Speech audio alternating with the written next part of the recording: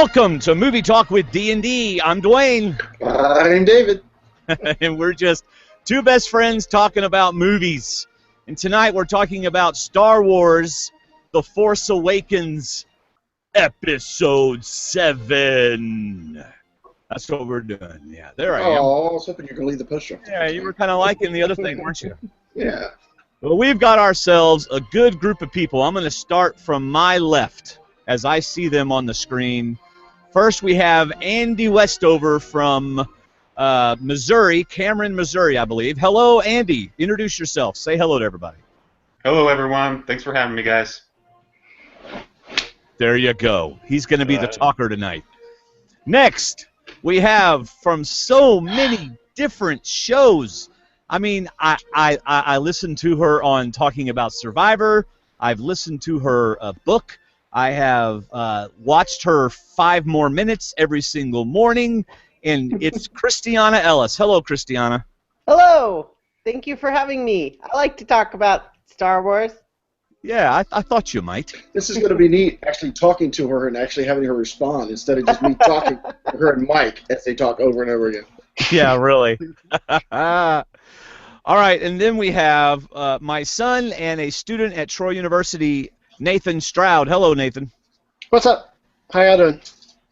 I thought you were going to say a student at the Jedi Academy. Yeah. No, I wish. That'd be pretty. Yeah. That'd be probably. Not really, because you wouldn't be here. Anyway. No. Right.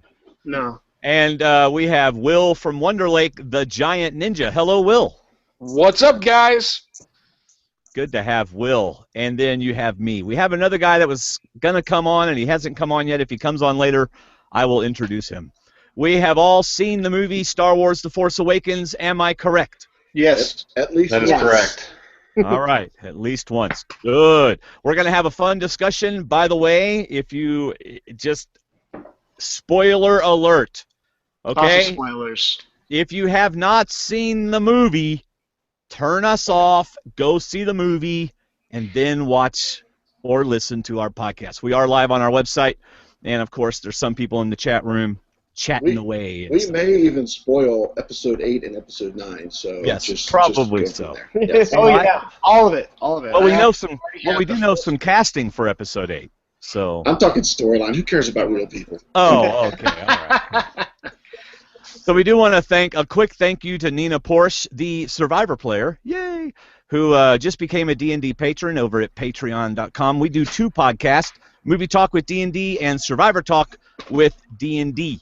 And then, of course, she is also a former Durham Warrior Survival Challenge player too. That's right. That's right.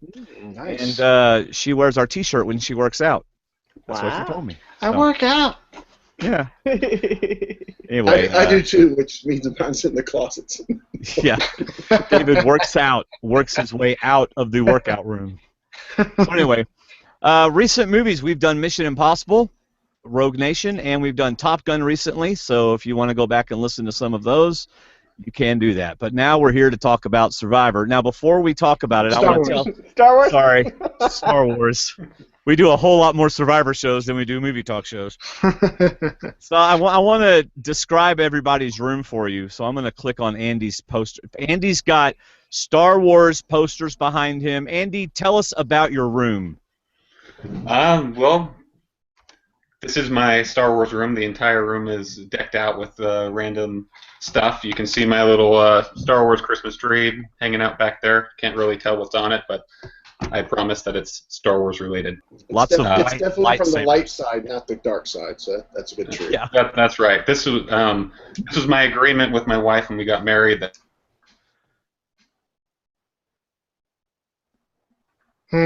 I think his agreement with that was that He just lost his agreement.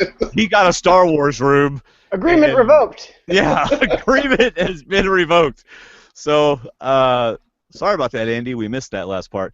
Christiana is kind of like me. She doesn't really have anything special Star Wars related behind her that I can see. Or am I So, wrong, Christiana? Right now, I'm still in the progress of actually getting all my geeky stuff set up. I've only been in this apartment for like maybe a month, and it takes me a long time to do these things. However, I do have this. Nice. Ooh. Cool. Complete with Luke Skywalker inside. Nice. Very nice. It's the young one. Yeah. It's the wrong outfit though for the X-wing. For the pilot, yeah. Yeah, well, you know. As you can it's see, a- Way to already- shoot down the props of our guests, fellas. as you can see already, that's the wrong outfit for that one right there. This is gonna be great. That does not go with that TIE fighter. That's right.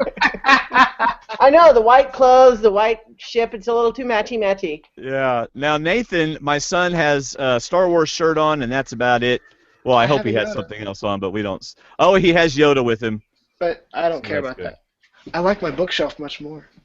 Oh. Star Wars books on that. Star Yeah, Wars. you got lots of books on that. Star Wars. Will the Giant Ninja is wearing a suit and has Chicago Bear stuff behind him. Absolutely. But as you know from watching Survivor, this is not a suit. This is a sport coat. A suit has the same fabric for the. Yeah. We learned that in episode 1. That's right.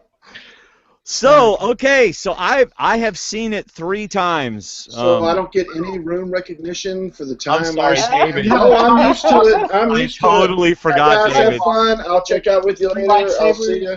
David's got a Wookiee hat on and R2D2, 2 of them, some lightsabers. What else you got, David? Most of it's not even mine, but See, Darth Vader, I see what? a Is little that one of bit. the action figure cases?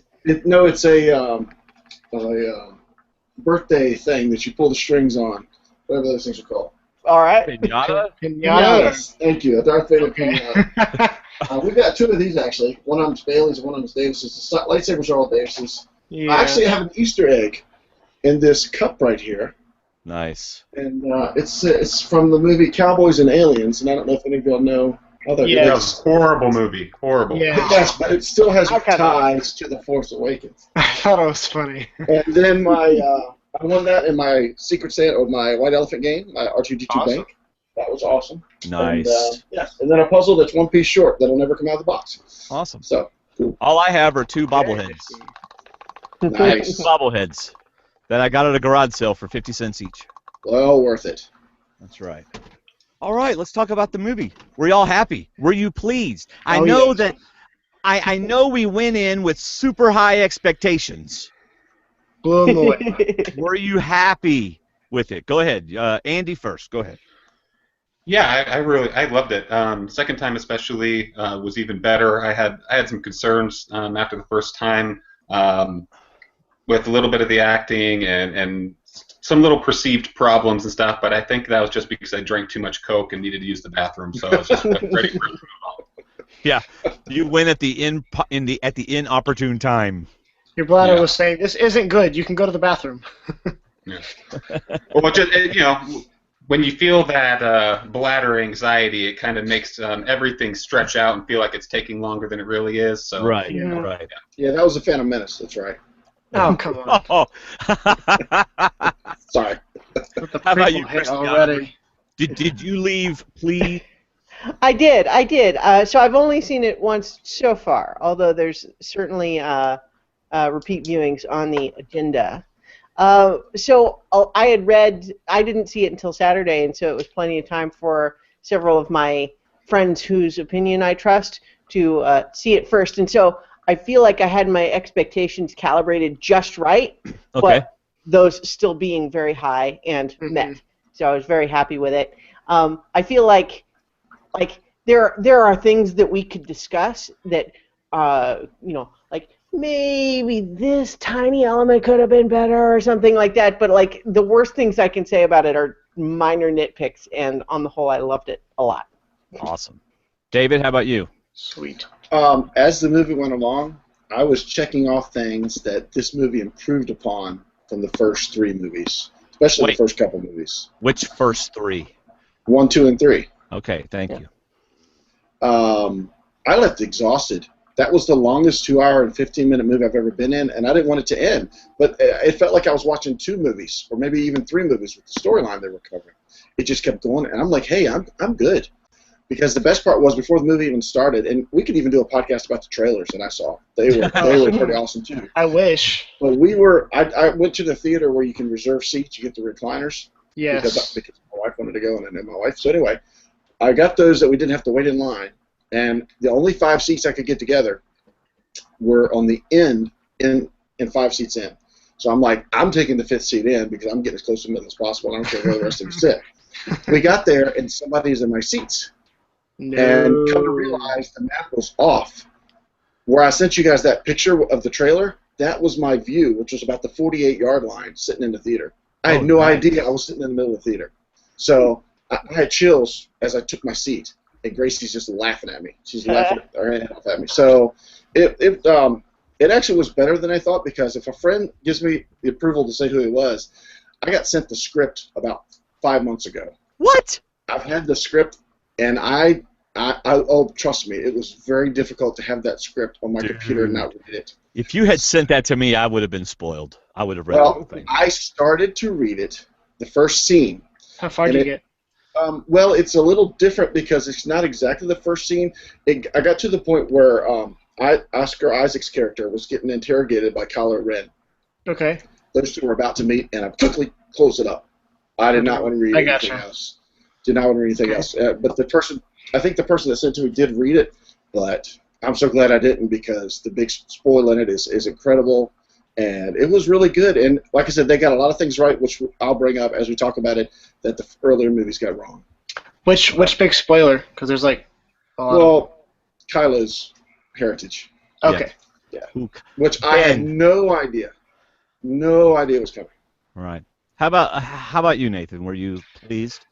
I was very pleased. I have a few friends at college who are huge into Star Wars, just as much as me, and they got to go see it before I did, because I had my wisdom teeth taken out on the 17th. So we did not get to go opening night. We went the next day. I mean, I would have been fine going up, hyped up on painkillers, but my family said no. So I went in with about 4 or 5 of my friends saying, "It was so good! It was so good!" And I was like, okay. So I don't think I'm going to be disappointed, but I still don't want to have my hopes up too high. But I was very, very happy. I have like 2 nitpicky plot hole points that I would bring up, but hopefully they'll be answered with the next 2 movies. So. All right. How about you, Will? Well, everybody seems to have loved it. We are talking about Episode 7, A New Trope, right? Oh, come on. A new trope. No, I did like it. I enjoyed it. I did not think that it was great, but I thought it was very, very good. It was very entertaining.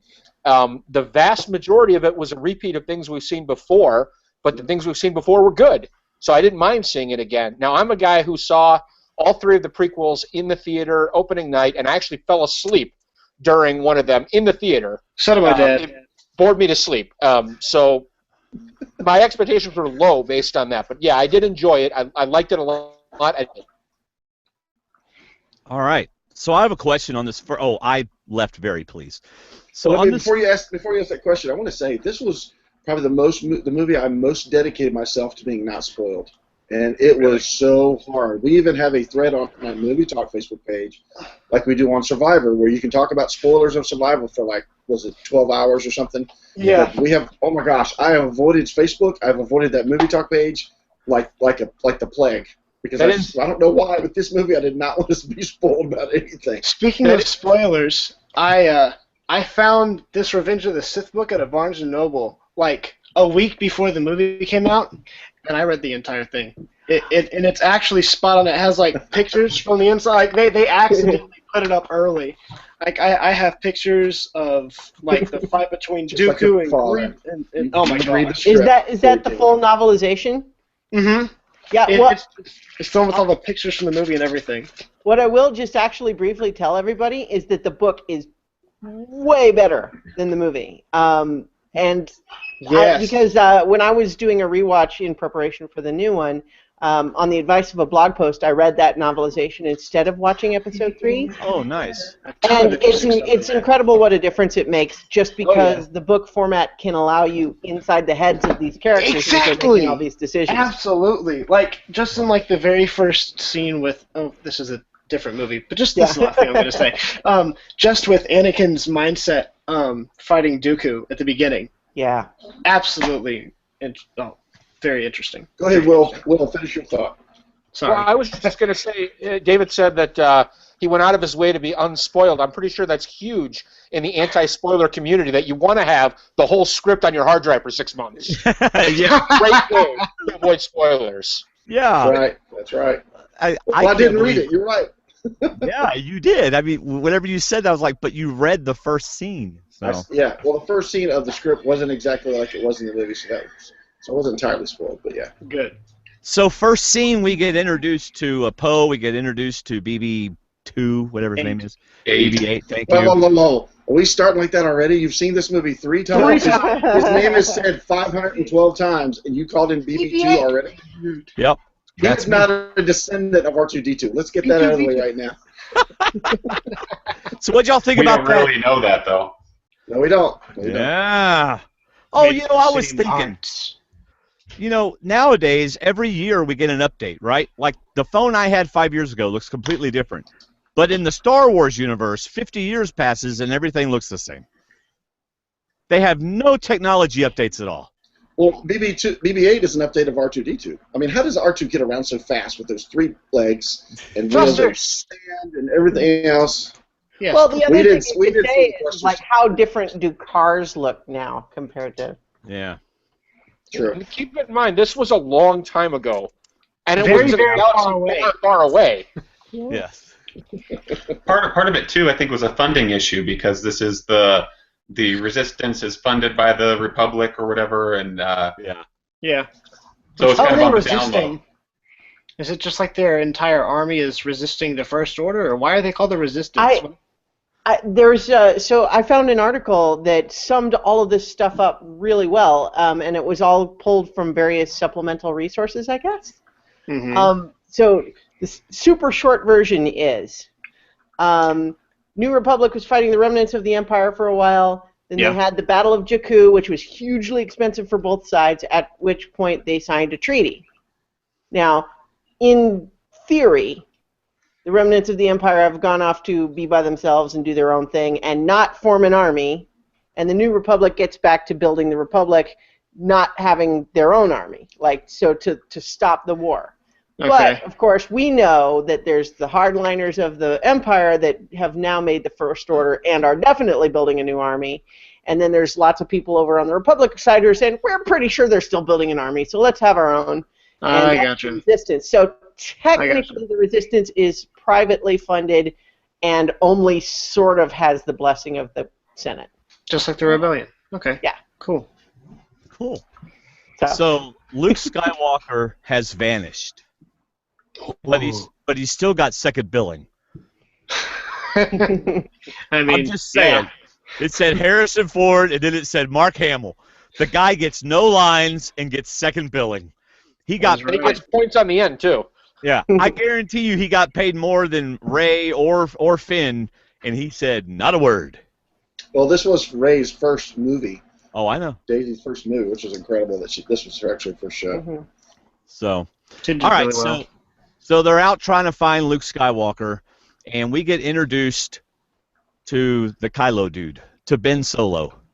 Of course, we don't know that. Of course, we don't know that yet. We don't know who he is yet. And he's wearing a mask. So let's talk about Kylo Ren. Well, before we even get to there, I love movies that start with a legendary, iconic actor with a vital role like Max von Sydow, and then kill him. Yes. I give so much applause to movies that pull out an ancient actor who's got such cred and then just wipe him out. I mean, that gives so much credence. And I'll just say that one thing, the big things I loved about this movie was that the actors at the front of the pack were nobodies. And only nobodies in the sense that they don't have iconic resumes. All the icons were B parts. You know, except for Han and Leia, they had a nice part. The main characters were nobodies, and it made it so much more. It's like reading a book where you can't picture the characters. To me, that's what made the story so good.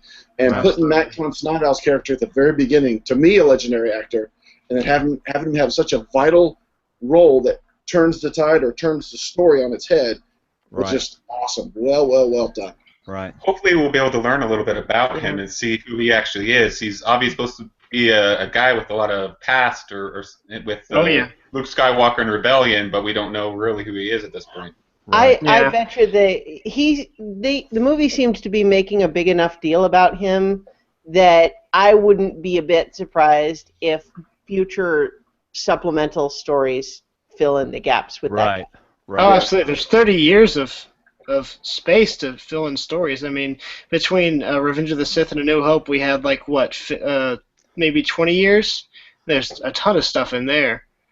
Yeah. So yeah, he made the comment that she'll always be royalty to me. She won't be general. yes, You know, so he knew her a long time. I mean, I have my theories about who he is and why he's there, and what his importance is, but he definitely dates back, and I just love that. He had 2.5 minutes, 3 minutes and 5 seconds, and so much came from his storyline. That was just awesome to me. So if we talk about Kylo Ren, one thing J.J. Abrams said was that this story was just as much about Kylo Ren becoming a villain as it was about Rey becoming who she's going to become, right? So it's just as much about Kylo Ren. And he's a very complex character to me. So we find out that he's Han and Leia's son. We find out that Luke was training him, and that they don't explicitly say that, but we assume that Luke was training him and others, and that Ben Solo said, no more, and he went on. One thing that IMDb has incorrect, and I even posted this on Twitter, IMDb, you've got it wrong. He is not a Sith. No, he is not. He is not a Sith. Now didn't Han say if Luke can't turn him, how am I supposed to turn him? So that tells me that Luke was training him. Yeah, and at some point he got infested with the dark side and turned on the entire academy with his little Ren Brigade, whatever they're called, Knights of the Ren. Yeah. Knights of Ren.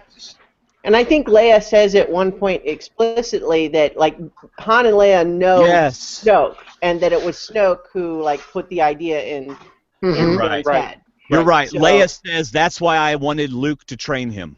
You're right. You're right. So my guess is she was hesitant as a parent to send him off, rather than being at home with mom and dad, being raised, all that kind of stuff.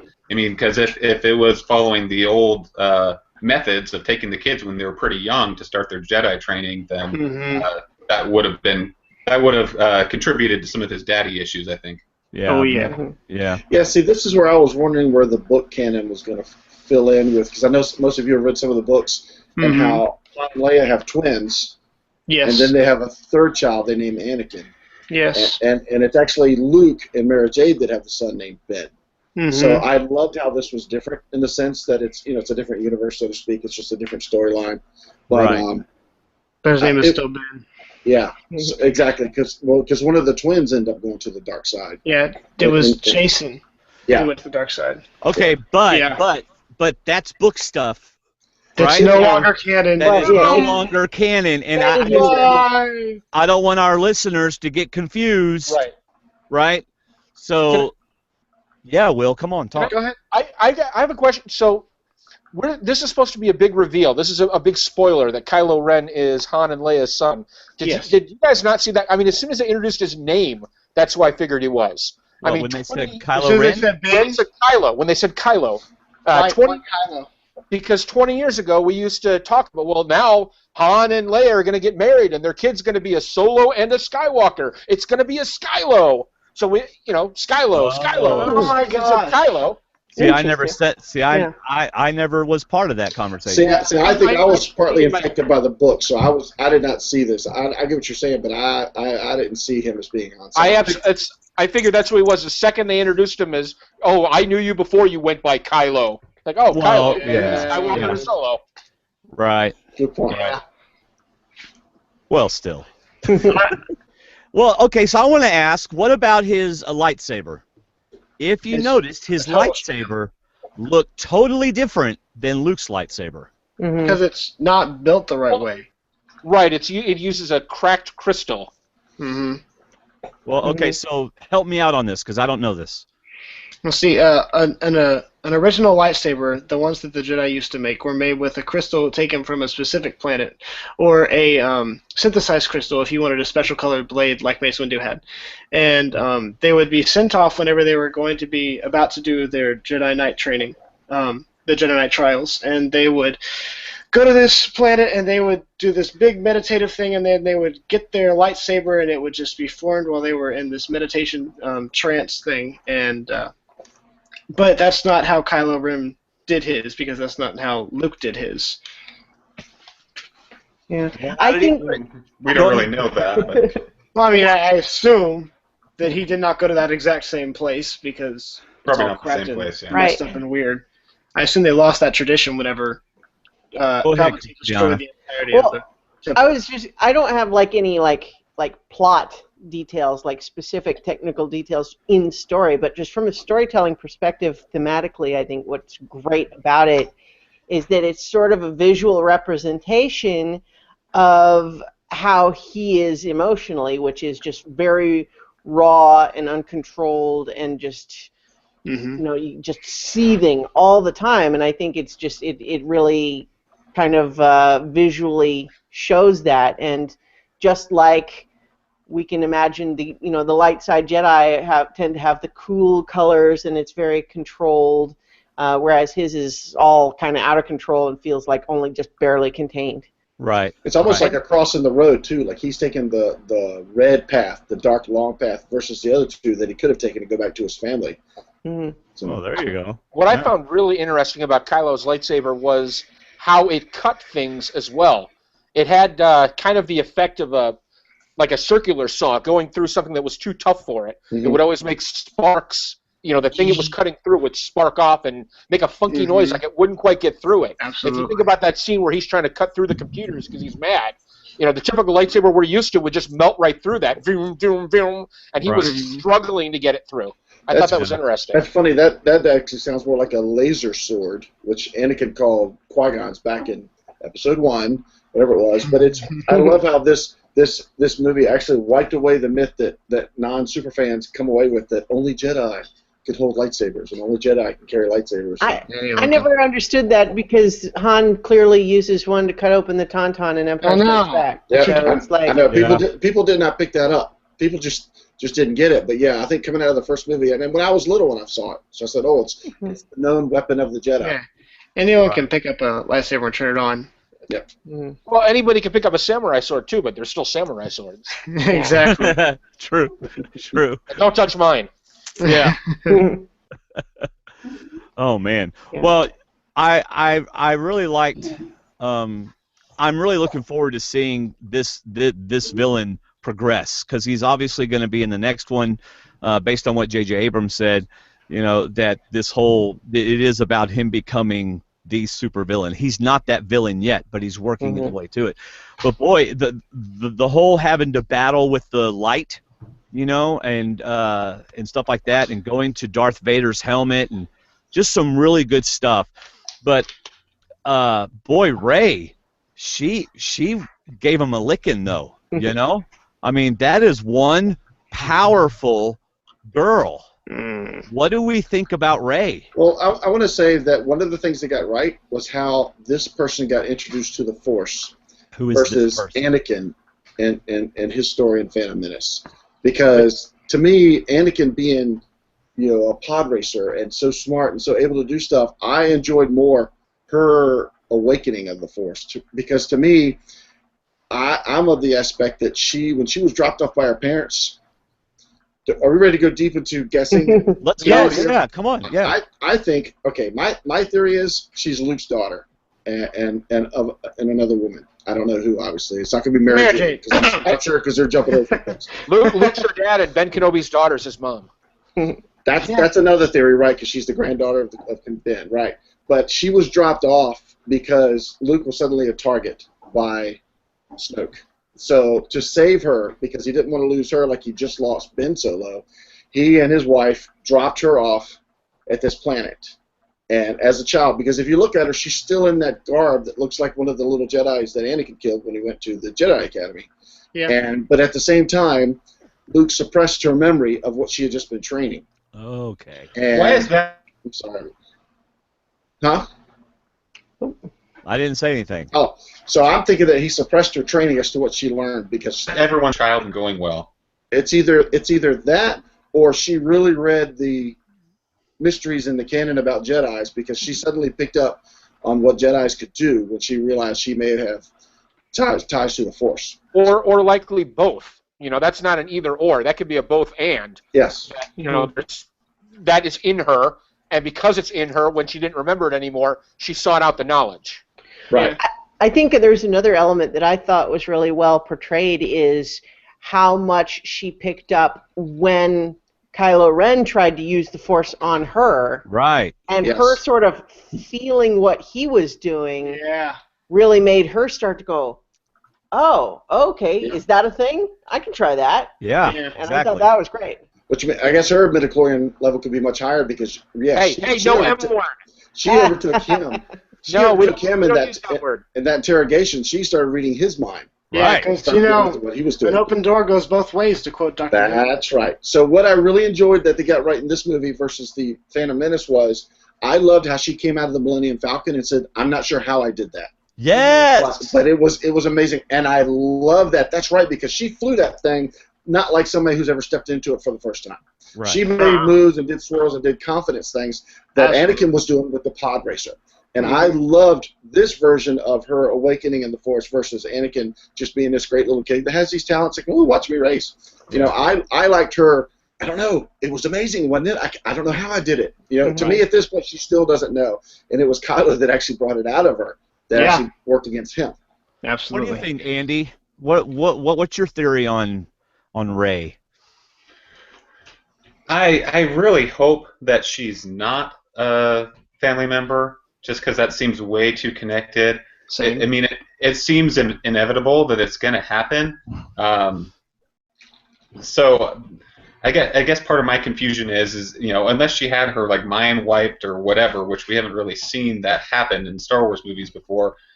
She seemed old enough to know what her parents' names are. You know, when it shows her being dropped off in the desert, Right. she seemed like she would recognize, oh, Han Solo, yeah, that's my dad, or Luke Skywalker, that's my dad, or Right. something. But she doesn't seem to put that together either.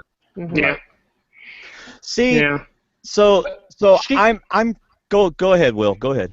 Well, let's not pretend that she could be Luke Skywalker's daughter and not know that. She could have been raised by other people, just like Luke Skywalker was. Luke Skywalker didn't know that Anakin was his dad. He grew up on a desert planet, raised by his aunt and uncle. You know, it could have been that she was being raised by other pseudo-parents, and they had to abandon her for whatever reason for her safety. And if she doesn't know who she is, she's safer. People Well, won't and- necessarily come look for her. And the flip side of that same coin is Luke might not even know. Because we don't know who the mother might have been, and so Right. it's possible that the mother never told Luke about it, and them being so separate was the only way he didn't realize. And then, of course, part of his recognition when she shows up might be, oh my God. Look See, I'm who you so are. glad he didn't speak because he would have David just went. David just froze. given away either who she was. Who should? Yeah. David's like, I'm so glad. Who she? I'm glad Luke didn't speak at the end because his facial expression could have been so many different ways. So I'm glad Right. they left it the way it was. Right. Yeah. Well, if he spoke, they had to pay him like another $64 million. They didn't Yeah. have. If people would have thought, is that the Joker from Batman the Animated Series? Just in terms of meta discussion, I think it's hilarious in retrospect now that he apparently just hung around set for months, Yeah. making everybody think he was going to have a much bigger role, but no. I mean, if I was cast, I'd just hang around the set all the time too. Oh, yeah. At least he got to show his face. Some Yeah. actresses did not even get to show their face. In I this know. movie. How do you have James Bond in the movie and have him wear a helmet the whole time? Yeah. That was And, so great. and the chick from Gwendolyn Christie. See, I've got another theory about that. You ready for a deep theory for that? Sure. Crazy theory? Sure. I think she's a resistance spy. And I'll tell you why. When they realized the cannon was lighting up for a second time, they knew that they were the target. I don't know if they looked at the gun and said it's aimed at us, or if they got information from the bad guys and from that area that somebody filled them in. Secondly, I know we haven't talked about Finn much yet, but when Finn like Gracie says, awoke and realized he didn't want to do it anymore, she took him in for reconditioning and sent him back into uniform. True. Right? Sent him back into uniform, and he immediately went to Poe and pulled Poe out. So you're saying you think that Brienne of Tarth is a spy? I think she could be a spy, because, and I also think that obviously they wouldn't put her in the trash compactor or shoot her in space because they don't kill people like that. That also fits with later on, because this high commander, super important person, Captain Phasma, would not just disable the shields without a fight. So she came out of that saying, "How are you guys going to do this? How do you think you're going to get out of here?" I mean, I've only seen it once, so I don't have all the lines down pat. But I left that thinking. And I hate to admit that because it's Gwendolyn Christie, I know she's coming back. But I got to think they're going to show her face. And I just feel like she escaped, and they're going to find her in a bar somewhere as a bounty hunter or is doing something against the New Order, whatever they're called, First Order. Possibly transporting a Jedi child. Okay, Christiana is like about to burst. Let Christiana I don't want to interrupt, speak. but Sorry. That's all right. No, I didn't want to interrupt anyone. People are making good points, but I both hope and don't think that she is a spy, and I'll tell you why, both the hope and why I just don't think that's what they're doing anyway. One is that I think the reason that she went along with it was really just simply enough that she didn't think they had a remote chance of succeeding anyway. Is that like, okay, fine, I'll do this. It's like, you guys are going to be dead in 5 minutes. That's what she's thinking. But the part of the reason that I hope that that's not the case is that, first of all, if she is a spy, she's not a good one, because she could have told them right there while they were like, what is her plan if she's a spy? Like, I don't get it. But in any case, the arc I'm envisioning for the next movie, if she's not a spy, is Finn, the traitor that was under her command that she wasn't strict enough with, then came back and she let down the shields when she didn't think that they had any ability to, and now then the ultimate indignity of putting her in the garbage chute, she is going to be wanting revenge on Finn so bad. Yeah. And that just sounds great to me. I like it. I think she's a character who fell victim to just having so many characters and so much stuff to get caught up on that we just didn't get to see. We just got introduced to her, and then we'll see some sweet fight with her against someone in the next movie, probably. Right. Yeah, I was a little surprised that there was so little of her, and that she really doesn't get to do very much. So was I. Well, a lot of people were saying in the build-up that she was the new Boba Fett. That was well. Okay, that's pretty much Boba Fett. He didn't really do anything. There's a Great cool character, but he didn't do a whole lot. Oh, you want me to shoot that person? No, okay, I'll just sit back here. But see, that's the neat thing about how when Palpatine got away from the clones, they went to real humans. And started using, like the General Hux talks about, we've got these brainwashed humans. So let's go back and talk, unless somebody else got something else, let's go back and talk about Finn and his awakening, as Gracie likes to talk about it. So, because he went from being brainwashed, this was his second battle, I think is what it said, and I loved how they said, all right, this is your main character, here's the blood to mark him, so follow the blood wherever he goes from now on. We made it easy for you. So, I mean, I understand why they went to the humans. It was a propaganda thing to get people more, because even Luke wanted to get into this academy at some point, but they really took a chance, and it seems like he just switched. How old do you think Finn is in this movie, the character? Looks early to mid-20s. That's what I would guess. I was thinking 21, at least 19 to go into battle, maybe 21, and he just suddenly has a flip. Taken as a child, we don't really know exactly how young he was unless they said it. Well, they had a picture of him as a baby. Yes, they did. You're right. That's right. Well, and he said taken from a family he doesn't remember, so he must have had to probably super young. And he's the only person that's ever had this flip to realize he just doesn't want to do this anymore.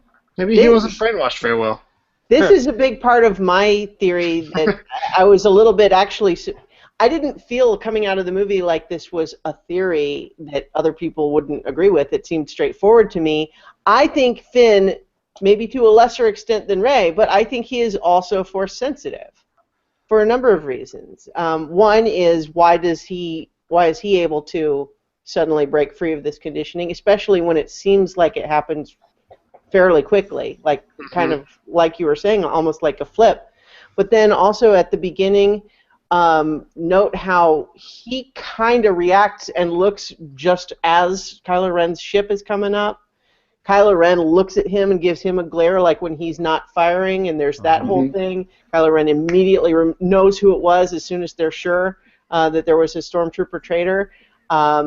He is, when Rey has her whole thing about, I didn't know how I did it in the Millennium Falcon, he's kind of, to a lesser extent, doing the same thing from the gunning, right? And there seems to be some debate on this. 'Cause I've only seen it the one time, but some people I've read say that he reacts to the destruction of the planets from Starkiller before that happens, like just moments before, but that it's... Like how Yoda reacted when planets got blown up. Yeah. Well, he reacted more than Rey did. Rey didn't react at all. Not at all. I'm telling you, that's why Rey's is suppressed. She had a Charles Xavier mind press on her head that Kylo Ren lifted when he went into her head. Yeah. So here's my question about Finn. His awakening. He's in the middle of this battle. He's supposed to be shooting innocents. He can't do it. You're a stormtrooper. Just miss. Like what? He's defending him. That's right. No one will know the difference. They can tell whose blast went into how many bodies, so they'll keep track of the Speaking of which, I loved Kylo stopping a post blast. Oh my gosh! And left it there. And left it there. That was epic. Yes. Without That even was thinking so about epic. Right. That got an audible wow out of me in the theater. Yeah. it. Yeah. Yeah. When did people applaud whenever y'all were watching? Not till the end. Not till the very end. The first applause, like dramatic applause for my viewing, was the Millennium Falcon. Yeah, that was ours. I didn't have the weekend crowd. I had the Tuesday crowd. So the first kind of awe and near applause was when Hot and Chewie came through onto the Falcon. How about you, Andy? Try to get Andy to talk. Sorry, Andy. what was the question? I keep cutting out here. Oh, okay. When do people applaud in your movie theater? I think we need to put Andy in a tauntaun. He's frozen. Yes. There we go. Was the question the first applause? Or? Yeah. I think in my first viewing, it was just in the opening crawl. Oh, okay. Or maybe that was just me being super giddy. I don't know. Yeah, really. Hey, Andy. If you are going in and out, I apologize for that. I guess it's internet, but feel free, because in this setting, all of you just need to let it be known that you're wanting to say something, and I'll try to make sure that you get in on the conversation. Don't worry, I will. Yeah. Well, I hate the fact. Well, I don't hate this, but I guess I was going to go back to. I kind of had something else to say about Rey. If y'all don't. Stick around. Go ahead. Go back to Rey in just a second, because I do too. Okay. Well, you go ahead, Nathan. Well, let's finish talking about Finn first. About Finn? Yeah. Okay. Well, Finn had a lot of funny lines, and one thing I liked about this Star Wars was there were specific points of humor, and the very first one was whenever Poe was like, "Okay, so which one of us going to talk? Which one of us going to talk first?" Get this whole mask thing. Yeah, I don't really get the mask thing. Well, one of the things that's great too is how all of the humor is character based. It's coming from these well-developed characters just bumping into each other, and it just naturally arises in the dialogue. It feels very natural. It doesn't feel forced or like it. See, to compare is like the awful slapstick from the prequels, right? Or like even if we pretend that the Gungan who shall not be named isn't there, like in Attack of the Clones. All of those dumb puns that C-3PO is making in the final battle. It's like, oh, this is such a drag. And I'm like... I love that. It's one of my favorite lines. Die, Jedi, die! Agree to disagree on that particular line then. But in this case, though, it wasn't puns, it wasn't slapstick, Right. it was just literally characters feeling each other out, and I thought that was fantastic. Well, even to the point of C-3PO sticking his head in the middle of Leia and Han at their first meeting. You know? That's who that was? That was That's- C-3PO? Yes. I didn't recognize him with the red arm. The red arm totally threw me You off. might not recognize Well, me. I have that arm now. You know, and the funny thing is, you know, I think, Will, you kind of mentioned earlier, and this is certainly something I think we can all acknowledge about this movie, is that it borrows a lot of plot beats from Oh, yeah.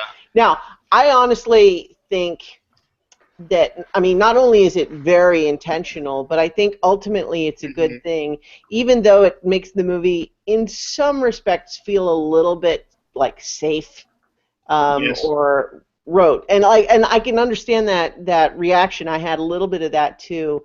But I think that it was necessary to really show dramatically how much of a course correction this is intended to be. Yeah. It's kind of like, okay, the prequels kind of did their own thing. This is back to the one that you wanted. And just really demonstrating that and reestablishing that energy and that type of storytelling. And so I think that's why it's like that, because there's so much weight that this movie had to carry, right? But in any case, the reason I brought that up is just because 3PO showing up like that is like a callback to, you know, the time that Han and Leia almost kiss on the Falcon in Empire Strikes Back. You know, it's like they're getting really close, and then 3PO just shows up with a maintenance report. Yeah. Yeah, I found that because we have 6 movies in our back pocket here that you compare a lot, and at times I was comparing, obviously, Rey to Luke and his story arc, and then Finn I kind of thought was going to fit into the Han Solo story arc with the way he reacts to stuff and his comedy and his comments, and he grew into being more brave and going back after her. But at the same time, I really hope he's not related to anybody. That was probably the only thing I saw online, that he could be Lando's son or whatever, or even Mason's grandson. I hope he's not related to anybody. But I like the idea that he could have tinges of the Force or of it. But I could see him taking the path of Leia and taking a more military or a more approach that she has, whereas she didn't choose the Jedi path, she chose the leadership path.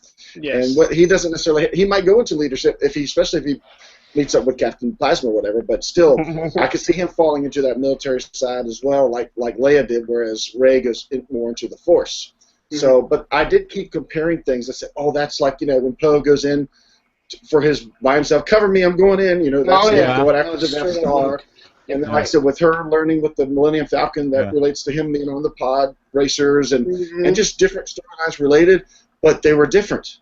And that's what was so good. These characters are different. They're their own characters. And to me, the funniest thing was BB-8 giving the thumbs up.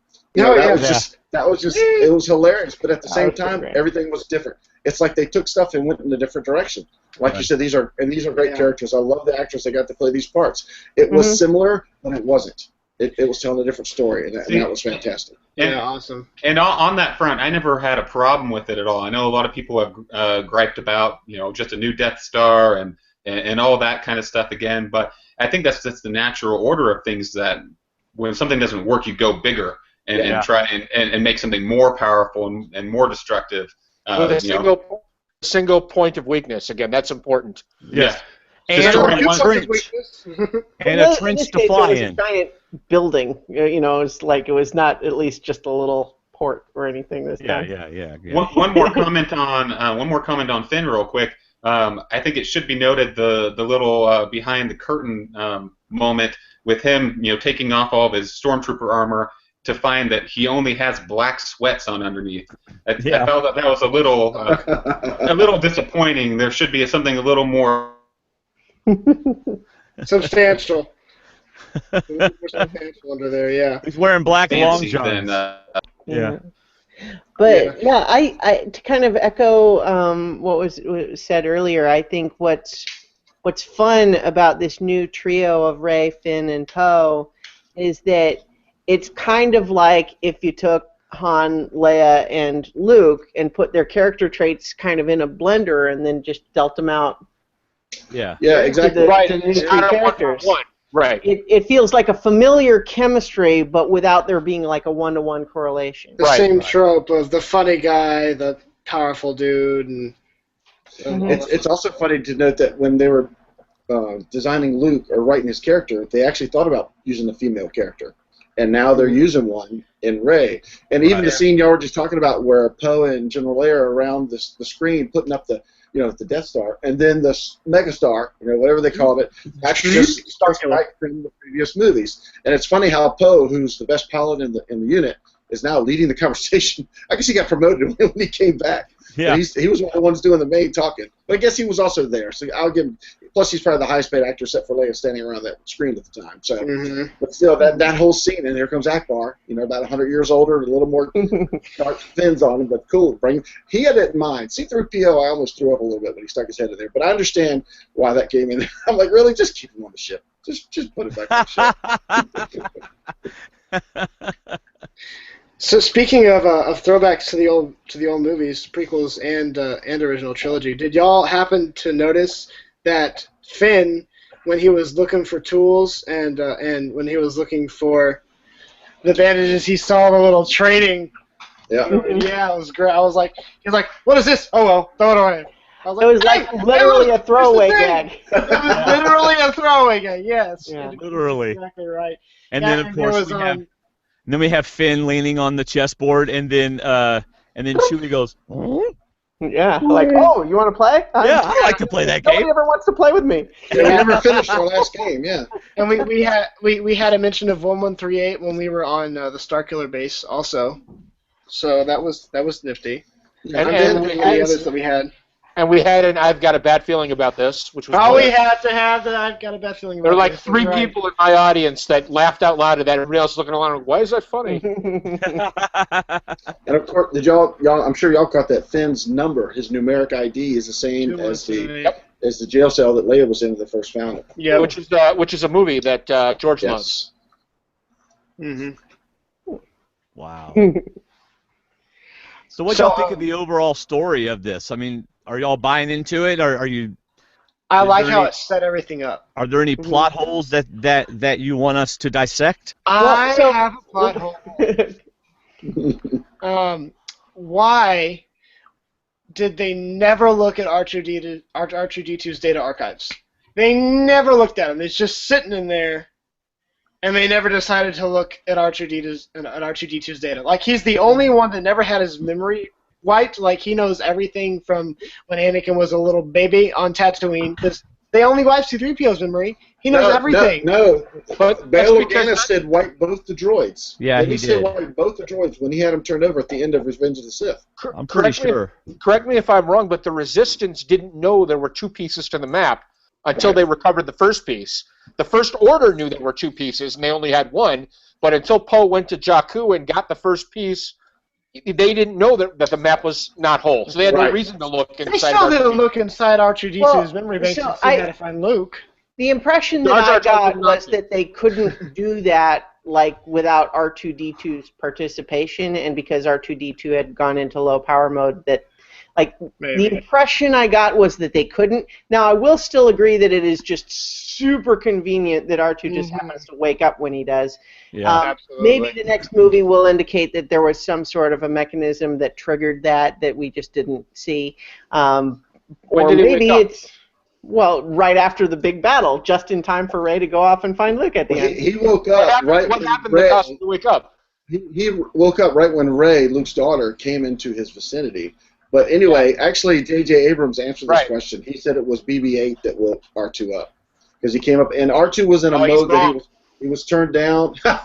He was turned down, but observant enough to understand people talking to him or communication coming at him, and that he woke up when BB-8 came to him. Say, I like the idea. I know I'll let you stew on that for a minute, Christiana, but I like the idea that Luke not only dropped off his kid, or he had his wife drop off his kid, or Ben's daughter drop off their kid and suppress her memory, but while there, he got Max von Sydow's character to watch her, which he didn't do a very good job. Well, he did, because he was over far away, but still. And he left him part of the map and put the other map in R2 when we got that flash, when she was having her dream sequence. When he put his hand on R2, that was saying goodbye after the Jedi Academy was wiped out.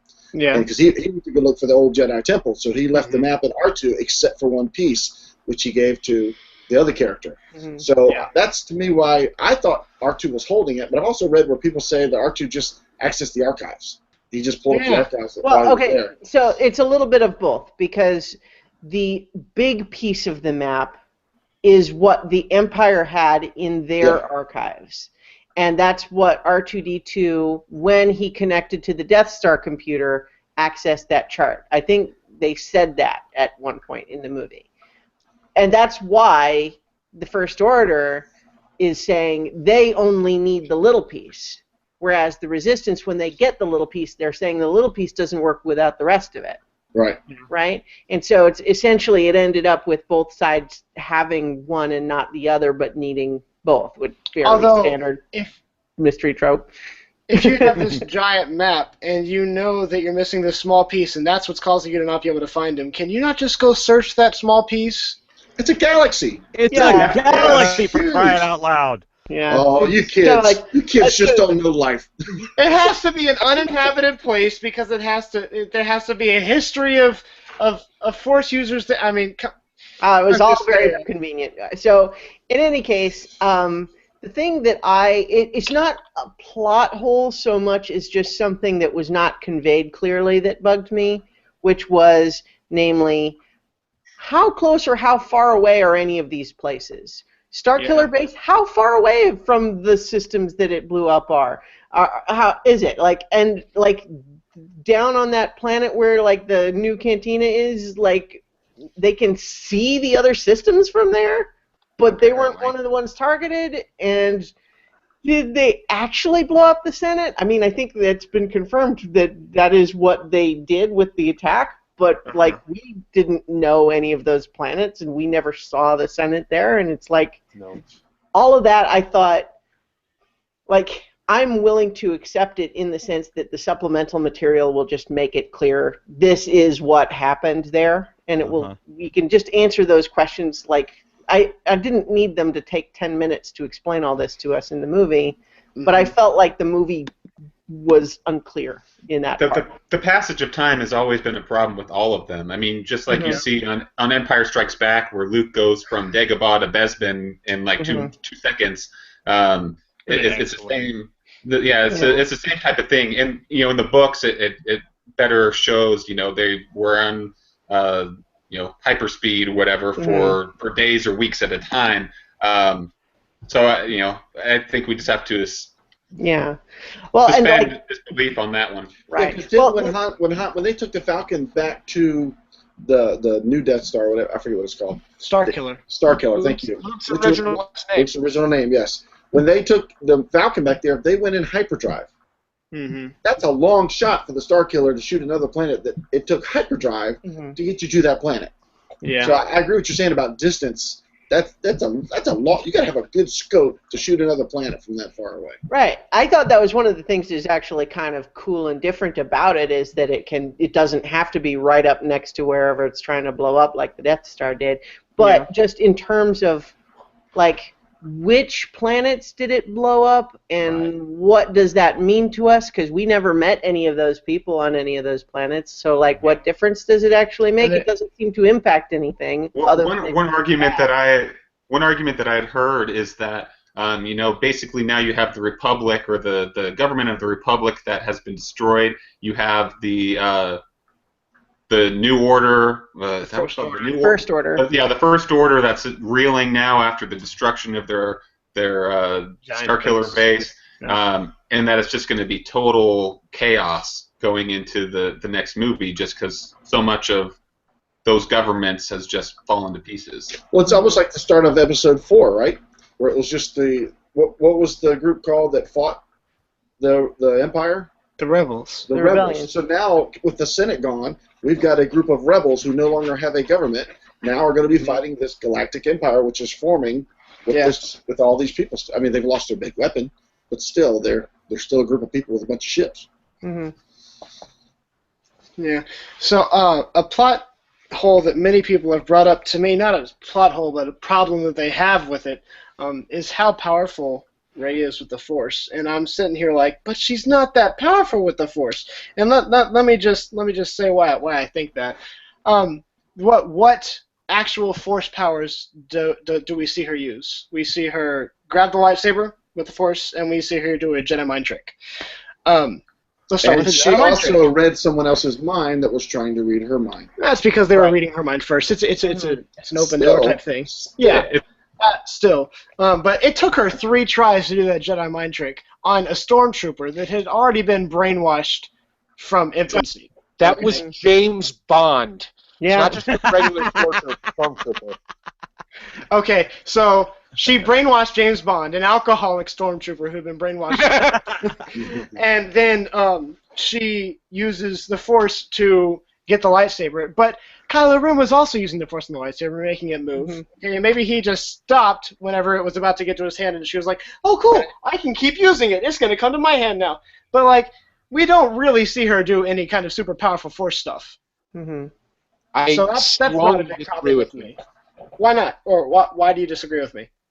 Because think about The Empire Strikes Back, how hard it was even for Luke to pull his lightsaber out of the ice. I mean, he wasn't very He well had to- trained.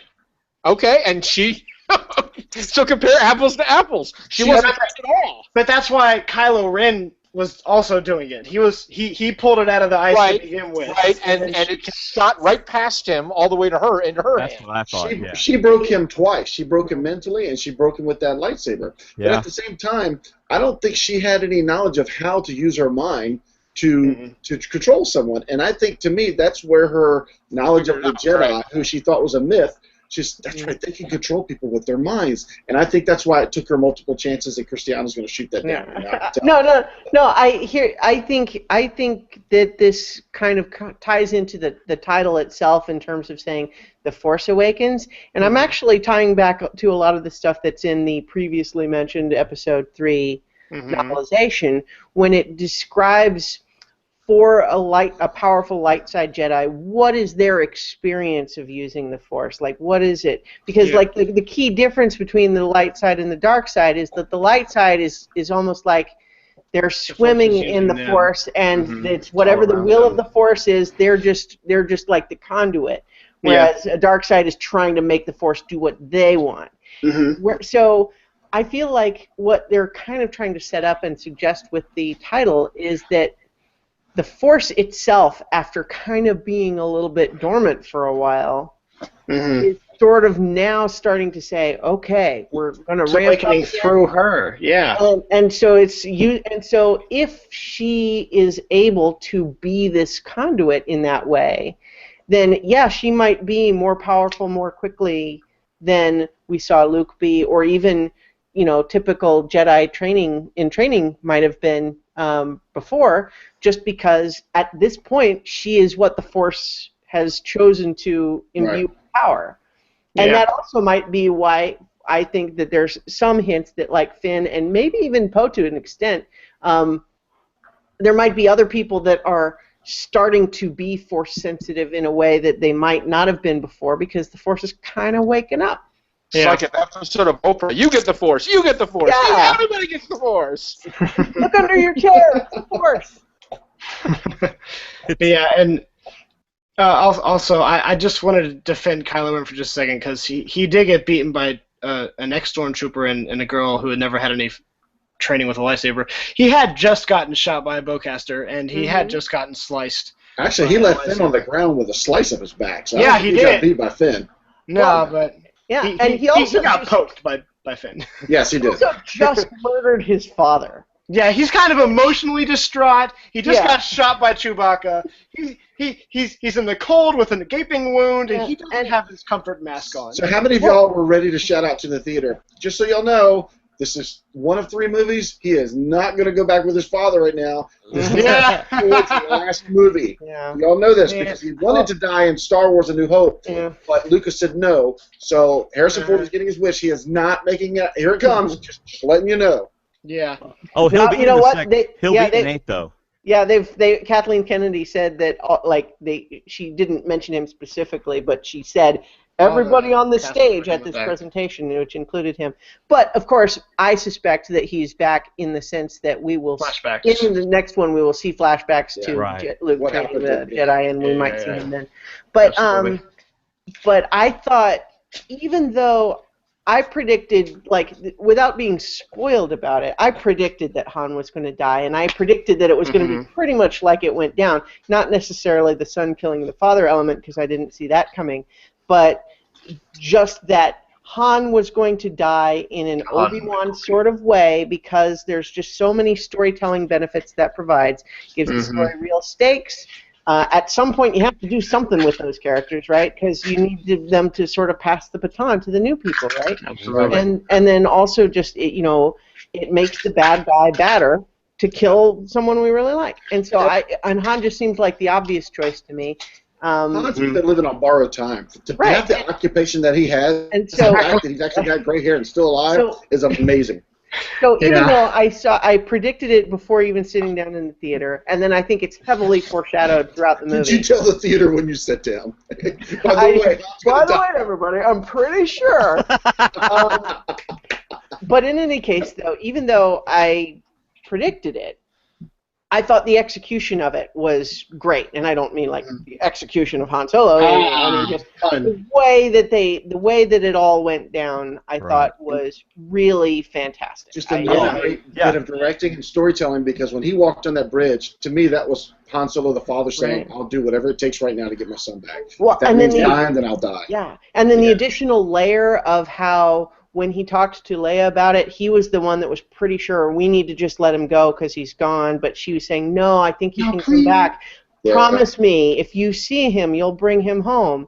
And so that being a big part of him deciding that he's going to go out and try, even though he knows he's risking his life, he might well, be marching to his death. That resonance to it. I love that scene ended without a joke, without a "I know." Because I was waiting for an "I know" to come back, and it just ended with a hug and a very sad thought.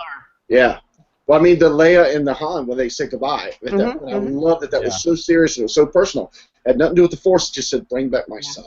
Did you notice the ray of light on Kylo and Han? Absolutely. And then it goes to dark because the dark side wins. Well, the light was also on Finn and Rey. Yeah. And I think it was on Chewbacca as well. Well, yeah, but just Symbolism.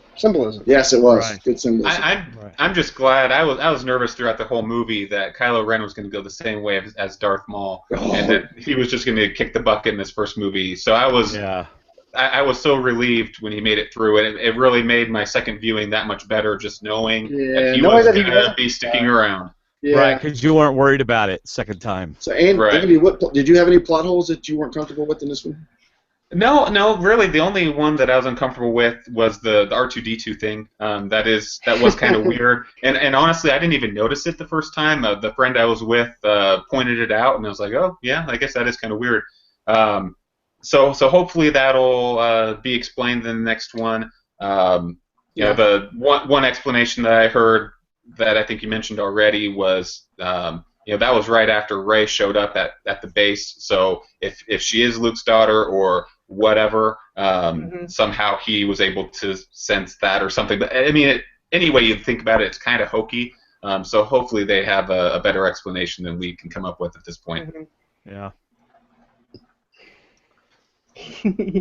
So good stuff. Along the lines of who is who, let's go to what I think is a bigger one. As in, am I frozen? No. Okay, because Dwayne was frozen. Listening. Let's talk about the big guy who's not really that big.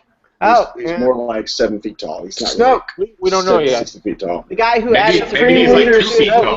Well, Palpatine did the same thing. He came across as a giant, and he wasn't a giant. How he came across as a tiny guy. Because what's funny is, I was reading the Dark Plagueis book about how Palpatine got his place.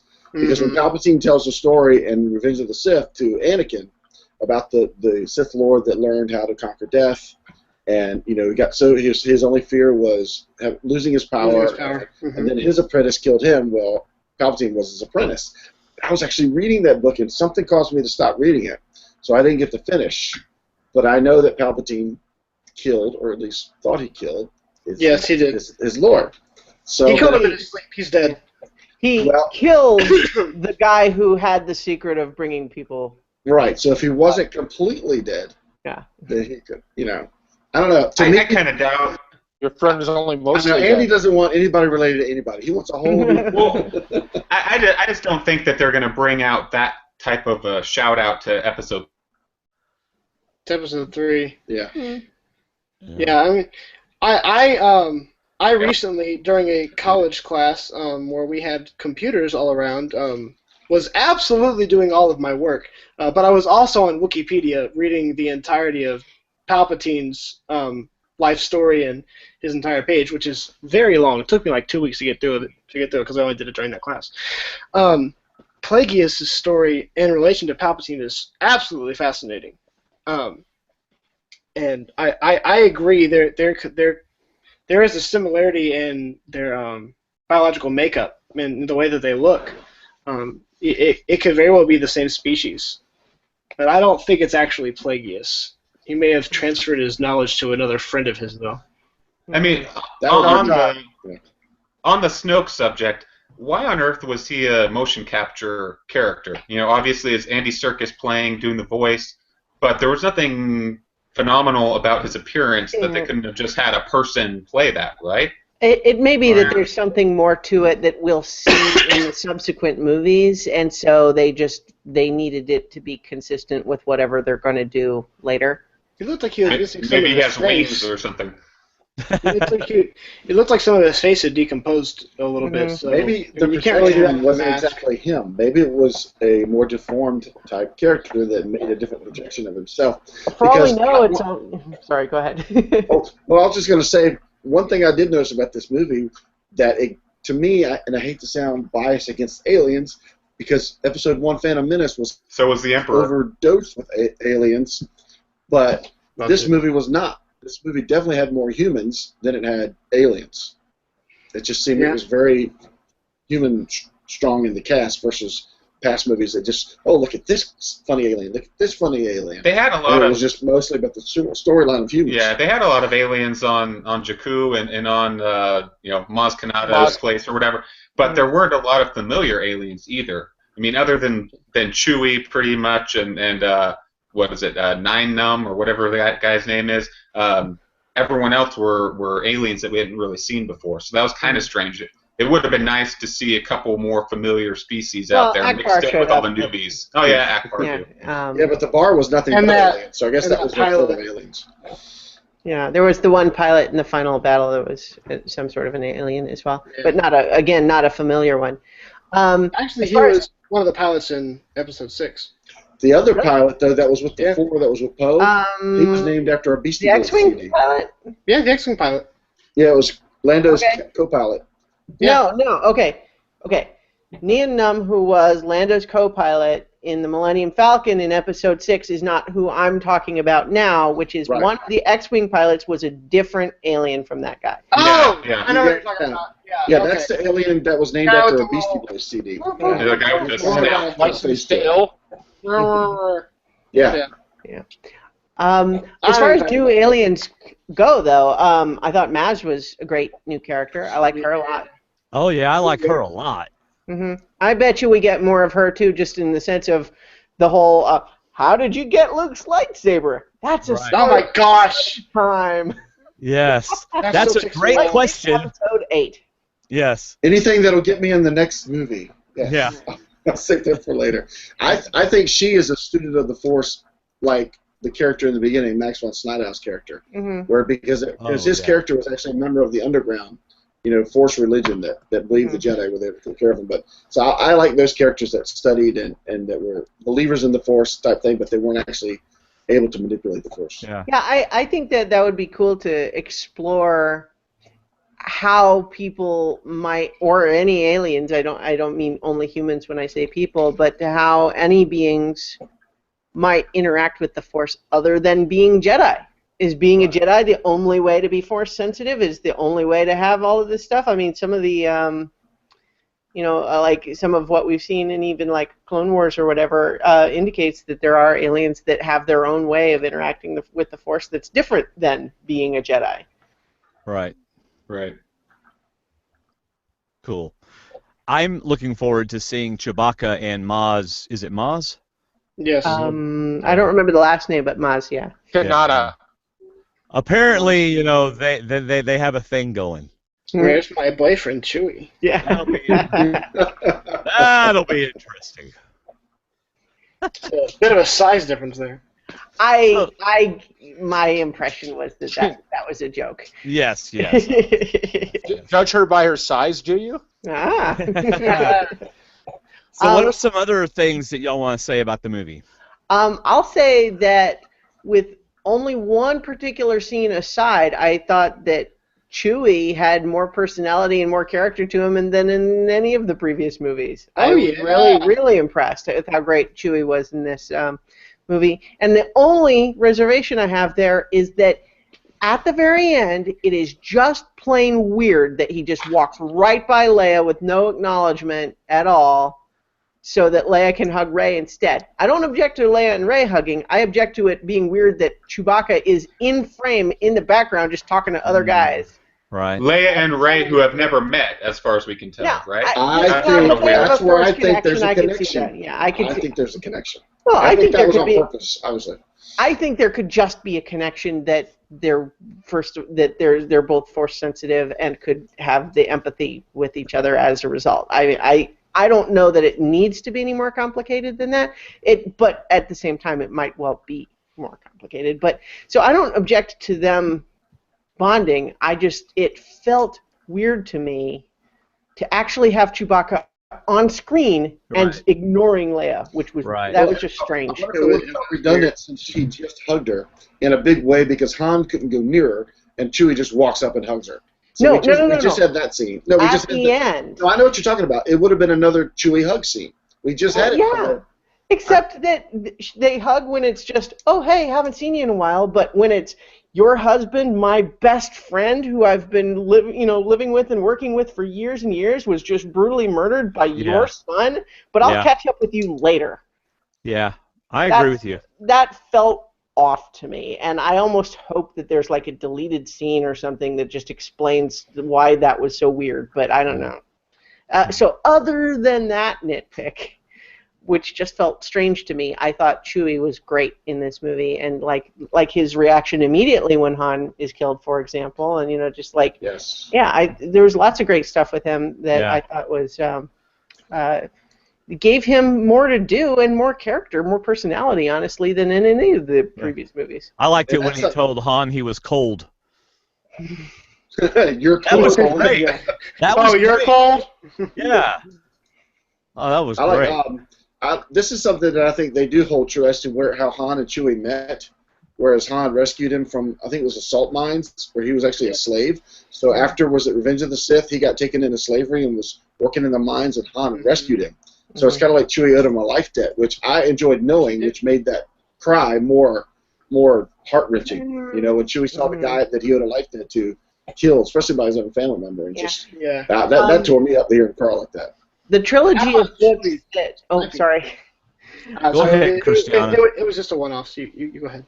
Okay, the trilogy of books that Chuck Wendig is writing, so the first one was Aftermath, has only just one scene with Han and Chewie in it, but my understanding is that the second book is going to deal more with them, and that's taking place, after Return of the Jedi. But we also know that one of the standalone movies they're making is a Han Solo origin movie, so that might be how they meet. Super excited about that. Yeah. Okay, tell what's the standalone movies that you're talking about? Okay, so the ones that I think they have one that's actually already in production called Rogue One, and I believe that is supposed to be the mission that recovers the plans for the Death Star in Episode 4. Right, and that's next December. These are major motion pictures? Yes. Being officially made. They're like side stories. Oh my god! It's going to be great. phenomenon. So they're not part of the Skywalker saga, but they are part of this universe. Right. They're Yes, they're absolutely. in canon, but side stories. So we're not just going to get a trilogy. We're going to get a whole bunch. It's going to be Right. like Marvel all over again. There Right. is Chronology. no way that Disney has any plans whatsoever to ever stop making Star Wars. Why would they? No Why way. would they? Too Or much ever money. make another animated movie. They will Just make don't them worry as about long it. as people watch them. Period. Yeah. Why do you need animated movies when you have Marvel and Star Wars? I mean, All right. There you go. So Rogue One is the one that I believe is actually in production and comes out next year. Correct. But what they have also announced is that another one that they're going to do is a Han Solo origin movie. Oh, Mhm. that is just so cool. I think the Y'all Rogue One just is also made where my I've heard night. we might hear more about Max von Sydow's character as to how Oh, he I heard that plays. too. Yeah. Wow. Okay, so we could all agree that we all like the movie a lot. Christiana's already named one little nitpicky thing. So so we all know that we like it, but if we were gonna be nitpicky, are there any other nitpicky things? I have a question, and maybe this is just me looking at it too closely, but I was kind of confused about the scene where Kylo is trying to see into Rey and Rey is trying to see into Kylo. He says that he sees inside of her vision that she's trying to avoid the water to go to sleep every night, something like that. What did he see? Something about overcoming the water, getting to the green. Nobody remembers. Oh gosh. I don't remember. No. I remember I him think saying my something question about an island, and something about an island, which is where Luke was, and that was to Later me in was the movie, right? And later in the movie, it becomes very clear that she's been on Jakku for so long, she's never seen anything but sand. She had no idea planets could be green. Yeah.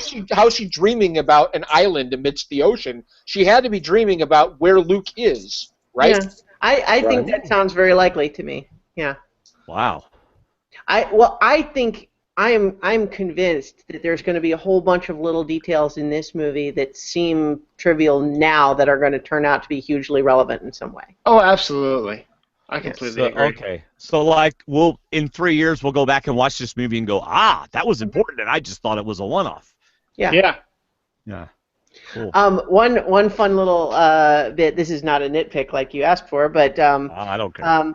they briefly mentioned character Snap Wexley is one of he is introduced as the guy who did the first reconnaissance flight of Starkiller Base, and then he joins them on the assault in the final battle. He's the guy who was in the Parkman in Heroes. He's a little bit heavy. He's got a beard. Yeah.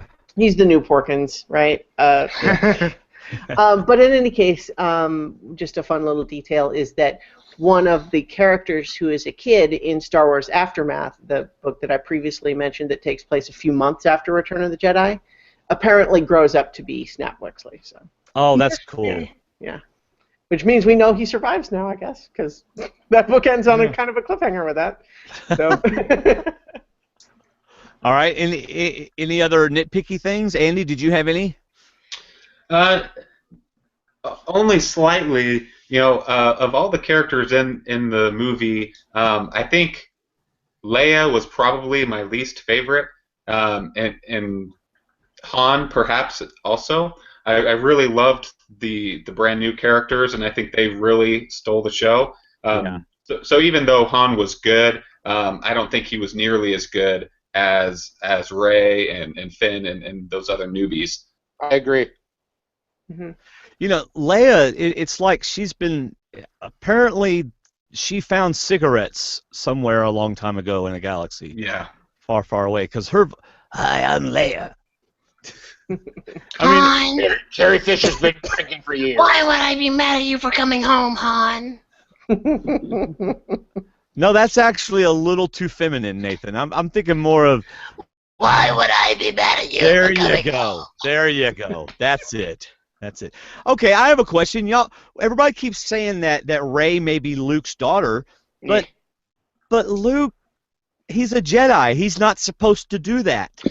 Fun That's fact. That's an He's old not a school prince. thing. Yeah, that's the Old old. abandoned his training either, but he did. Yeah. Oh, lawyered. And in the non-canon EU, that's sadly now non-canon, the new Jedi Order is encouraged to have relationships. And he does get married to a woman named Mary Jade, who turns to the dark, who was part of the dark side. So. Well, I mean, that was the primary thing that made Anakin go bad, honestly, was that feeling this conflict between essentially loving someone and being told, that's wrong, don't do that, bad. And which is why Luke says, okay. That dilemma.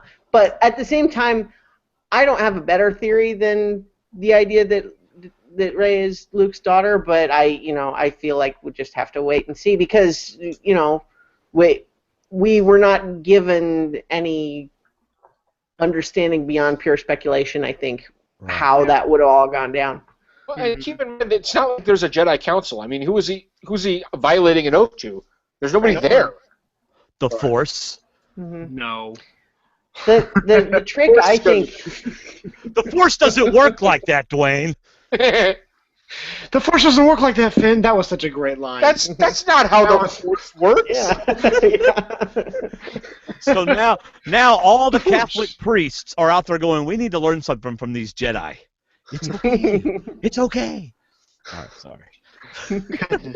Well, I think it's funny, too, the idea of having Han be the one criticizing someone for rushing into a situation and hoping that it'll just turn out okay. Yeah, really. Hilarious. I mean, that's kind of Han's MO.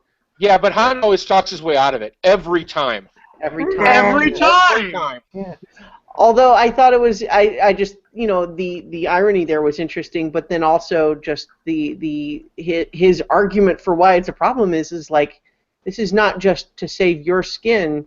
It's not even just to save her. There's people counting on us. There's a whole army of people who are just going to get blown up defenseless if we aren't able to actually succeed at this. And so you not being honest is a problem. Yeah. But, it turns out okay. That's probably my smallest nitpick, which takes away part of the fun scenes that happen. But how this big ship, Millennium Falcon, can land on this planet, or this, whatever it is, base, these 4 people can just sneak into this little building and do all this damage with nobody detecting anything. You're not supposed to ask that, David. Well, no. I understood that they came in through the fence because they're in hyperspeed mode, and they landed low so nobody could detect them. They're ninjas. I knew that was going to come up sooner or later. I think the explanation is this base has huge outer defenses, tons of scanners to look outside, but then because they sneak in past that perimeter, nobody's expecting them. Yeah. Inside. And the one vulnerable spot for this whole weapon a lot faster. is the least protected. Mm-hmm. That was one of my favorite parts. Him nodding his head and Finn going, "Why are you nodding your head? What are you doing?" Oh, it's yeah. like, you're not a hero. You're not a hero, are you? You don't just see these little head shakes, do you? You're just an ex-soldier who's still lost in life, and she's just crawling behind him. Yeah. One thing, again, I keep going back to things that are not nitpicks.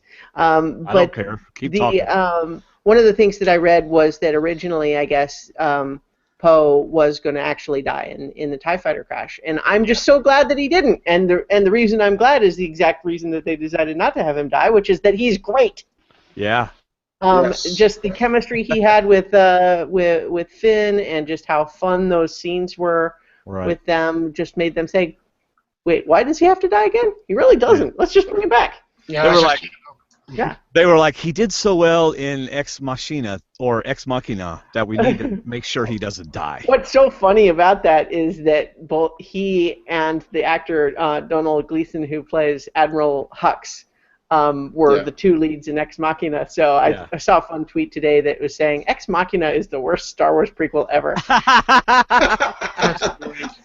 Yeah. Well, he also does very well in X-Men Apocalypse, which you saw a trailer for. So I didn't get to see that trailer. I didn't see that trailer, and I didn't see the Civil War trailer, and I was so upset because I wanted to see. The Fifth Wave trailer is pretty interesting too. Yeah. So yeah. I was very upset that I didn't see my 2 big trailers. Star Trek also wasn't a trailer that I got to see. Now, how about some other? I don't know if they're cameos or just some really big-name actors who you didn't expect to have 2 lines only in the whole movie. Like who? Anybody? Well, Simon Pegg played the junk dealer that Rey sells to at the beginning. There you go. Yeah, Anybody else? I thought he was the character that came up after her in line, but I mean, you're right. I thought that was Mr. Carson from Downton Abbey. I could have sworn by the face and the voice that was the actor that plays Carson. Was it Carson? Carson. Carson. I mean, It's Butler, but it was Simon Pegg. You're right. Yeah, it's Carson. Well, I think I'm thinking of someone, but since I'm not David, I don't know all the actors' names in the whole history of moviedom. I can't remember. I think his last name is Lee. There, see, I'm wrong. He was part. Oh, Which forget character? it. I'll just try to find Which him. character? I know some of I was not familiar with the names, but I know that like the two gangs that show up looking for Han Solo. Yeah. At that bit, I gather that a lot of the people in those gangs were people that are famous from like Hong Kong cinema and stuff, like the Raid Redemption. I guess Yeah. the leads from that were in that gang, but I don't know their names. All Are right, those y'all the talk. are I'm those gonna- the parkour guys or whatever? Yeah, I remember they announced that, but yeah, that didn't see much from them. Mark Hamill was actually in the movie, but they didn't give him a line either. That was, Yeah. He was a big name actually that didn't show up much. Yeah, that was, And- you know. And again, he got second billing, so go figure. Yeah, the look on his face at the end was And like, a lot of money. Is there a bathroom on this island? Because I'm Okay. really confused with the bathroom right now. The entire Luke- planet. Ken, I don't know how to pronounce his Ken last name. Hume. Yes, Yeah. he was a from everything. He was Admiral Statura. Yep, it's from Lost and from many other things too. Yeah, see? Oh yeah. Yep. And did you notice that Michael Giacchino was in it? Yes. That was pretty cool. There's another guy that J.J. Abrams uses a lot as well. I can't remember his name. Like a buddy of his. I don't He know. does use his grandfather's name a lot, which is Kelvin. When she told BB-8 not to go down to the Kelvin area. Guy that plays the pilot in Lost, in the pilot of Lost. Guy that plays the pilot. He was in it for like a line. Oh. Right, that's the guy that we mentioned who was Parkman in Heroes. Oh, He was okay. also the Oh, yeah, pilot in Lost. Michael Greenberg. Was he the pilot in Lost? I thought Jeff Fahey was a pilot. No, he was a pilot. I don't know if he was. That's right. He brought in the last group at the end. Towards the Okay, end. That's right. so y'all answer me this. Why did Daniel Craig just want to be in the movie? I mean, what? He was filming next door, I believe. He was filming the Bond movie and just kind of came over for a visit and got thrown in. My understanding. That's hilarious. That's fantastic. Hey, so I'm filming James Bond over here. You mind if I jump in a stormtrooper outfit and just make a cameo? Yeah, really. Golly. What would you like me to do? Yeah. Just drop your weapon. Okay. Yeah, that was. Can I make them tighter? I'm gonna make them tighter. I was really man. tickled when I found out that was him. Yeah. That's another, talking about those terms, I like the fact that Kylo Ren was not over General Hux. He was just a pupil of Snoke, and he was just another member there, but Hux did not fear him. He did not... Didn't even really like him. No, he didn't, and I Yeah. like that. Pretty That was irritating. more human interaction. Yeah, I really loved that dynamic between them. They were obviously competing to see who could be the the big guy in Snoke's eyes and stuff, and they weren't seeing eye to eye on anything. So that was pretty cool. And the fact that they had to escape together, they probably both hated that at the same time. Well, and I can't Hux help had to but think find that the saving Phasma grace. must tag along with them at some point. We don't see her escape, but I mean, she must somehow. It was already announced that she's going to be back, so. Yeah, Right. so I just mean we weren't given any clues in the movie to suggest okay, we just happened to know that she must get out somehow. Okay, so let's speculate a little bit because I saw a Disney casting call for episode 8 where they need a female lead between the age of 25 and 35. Hannah Montana. There you go. But they're doing a casting call for a major role, for like the major role and then all the other roles. So who knows who that might be? Well, they have already casted a major villain for the next movie, Benicio del Toro. Nice. I like him. I was just looking at IMDb, and what's really crazy is Daisy Ridley was born a year after I graduated college. Oh my gosh! Oh, you are old. He Apparently so. He's old enough to have a son that's like, what, 22? Yeah, Yeah. we discovered that this past week, Will. As a matter of fact, we were reminded that we're the old guys of the Survivor podcasting world. Yeah. We're not the young hip guys, we're the old guys. Yeah. Yep. Yeah. Oh We were man. reminded that now some Survivor other John old with guys. freaky knees. So where do y'all think this is going? All right. So we know Kylo Ren is going to continue to. Sorry, Kylo Ren continues to develop. Hello, Ben. And Rey's going to continue. Do you think Rey and Finn are going to have a little love connection? Sure. Why not? I don't think so. I'm gonna say I hope no. not. I mean, she kissed him on the forehead. If that means anything. Maybe feel they like could be brother and sister like Luke and Leia. No, just kidding. All right. So where is Episode 8 going? What? Let's speculate. Well, it starts on the island, so we know Yeah, that. Luke Yeah. is going to train Rey, and Snoke is going to train Kylo. We're going to see a lot of how people grow in the Force. Yeah. Rey is going to leave early because some of her friends are in danger. I sure hope not. Well, I predict, as I mentioned previously, that Phasma is now really pissed with Finn and is going to do something about it. I still really like that. What I don't want to see is a completely recycled original trilogy. Yeah, I agree. Which I is hope what that I it's was joking a about. little more remixed. Yeah. Yeah. So I know. here's my question. I can see Rey begging Luke to come back with her, but her never realizing who she is, if she's his daughter. But I can see her saying, "You've got to come back," and he says, "No. You saw the damage I did. I can't do that. I can't go back." And she wants him to go back. Do you think Luke survives the next two movies? I think so. I think he survives the next one, but I think something's going to have to happen after that, I think. But I want to predict that there's more to why Luke is there than just running away because of his failure. That might be enough for him to kind of go into exile, but the whole idea of seeking out the first Jedi temple, which is what they suggest he was doing, that sounds to me like he's got some sort of a plan in mind, like maybe he's still in communication with the other, the Force ghosts of Yoda and Obi-Wan and so on. Absolutely. And so maybe there's something more going on there, and it could tie even more into this idea of the Force Awakening. And like the fact that in this episode when we saw Kylo Ren stop the Force bolt, it seems like they're looking to explore different things about the Force than we've seen before.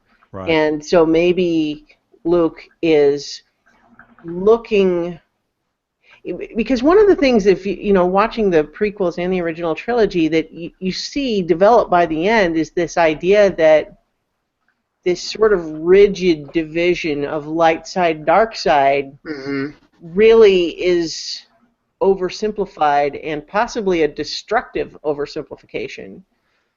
Because it sets them up in opposition to each other rather than perhaps the idea of being able to have both sides be two sides of the same coin living in harmony as opposed to fighting a war against each other. Yeah.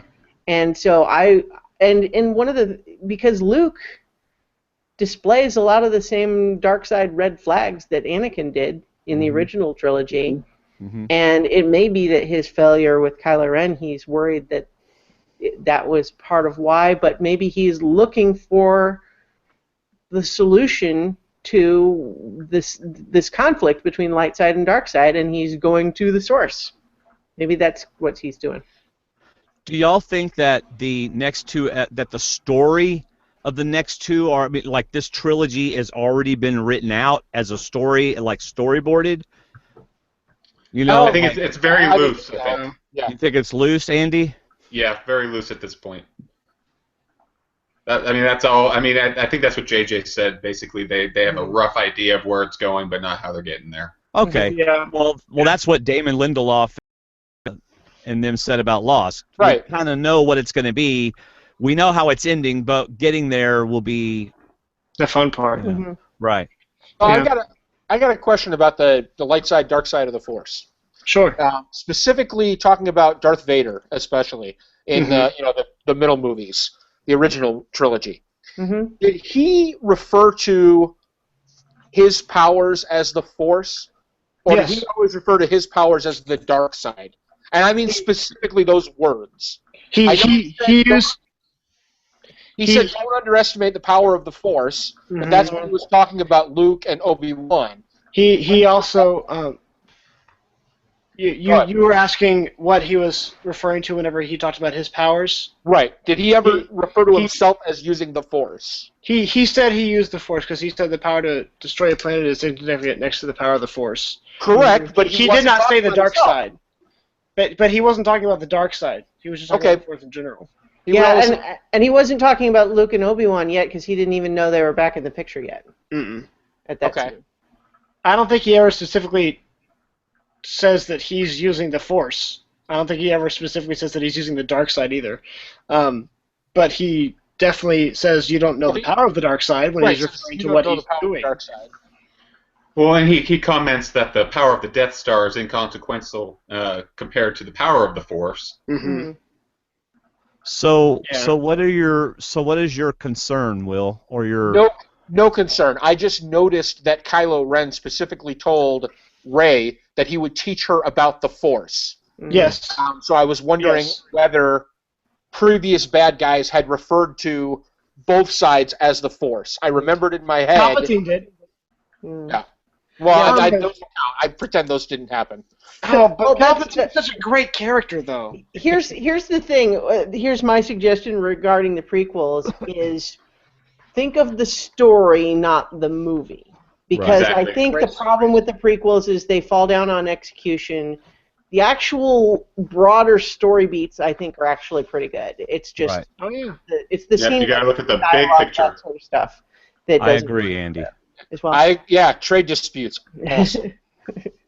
Well, I love all that political stuff of the all the machinations and stuff that brings Palpatine into power. Yeah. I thought it was super cool, and honestly, I would have loved to see a little bit of that here in Episode 7, just to see a little bit. Of why everything is happening. Yeah. I don't mean to. It would have been nice to even have a few more comments about it. Yeah, get cut off all the time. Sorry, Andy. My internet's bad. Sorry. It's okay. Dwayne, you were asking for specific predictions about Episode 8. Sure. And since we're talking about the prequels anyway, I have one. I predict that in Episode 8, somebody is going to reference the Force and say, "Do you believe that 100 years ago we thought this was controlled by midichlorians?" And everybody's going to laugh. There you go. I would like to predict at least a cameo by Lando in Episode 8. All right. One way I've just my own headcanon regarding the midichlorians thing is that the midichlorians do not cause the Force; they are attracted to it. And so, if you are strong in the Force, you will have a high midichlorian level because they are attracted to it, and they would be like little micro parasites or whatever.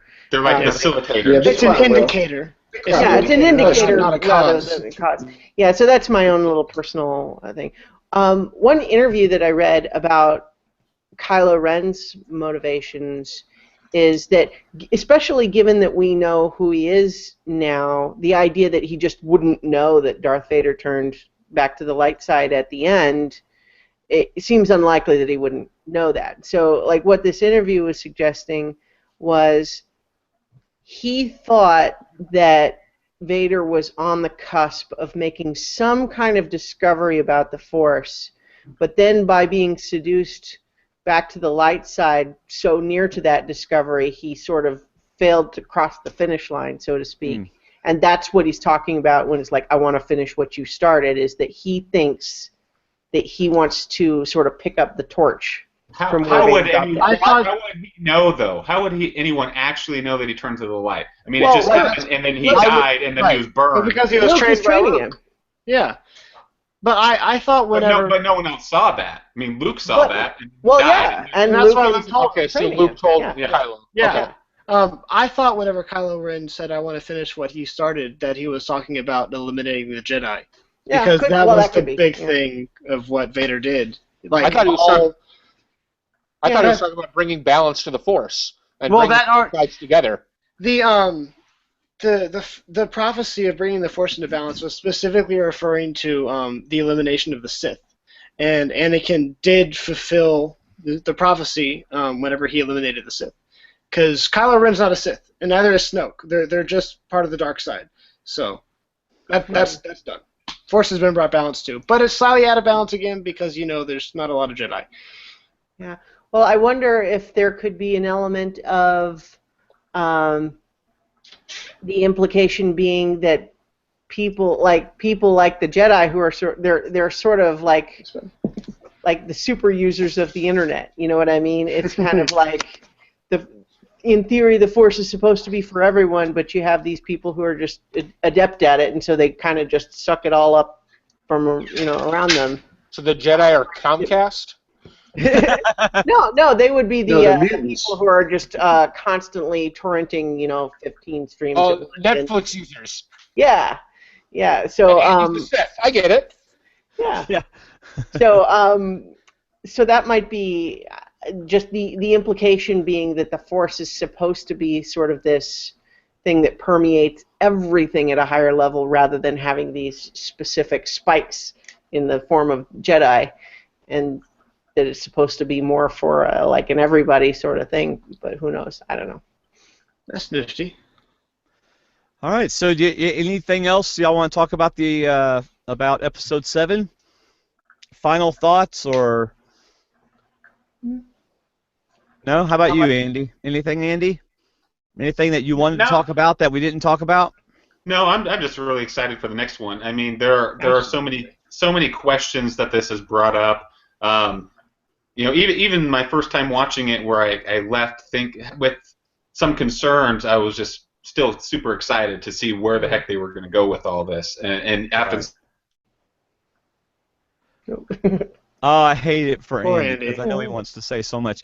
I know one person wrote, I just saw Star Wars. And even more so. Episode 7, my Star Wars is back.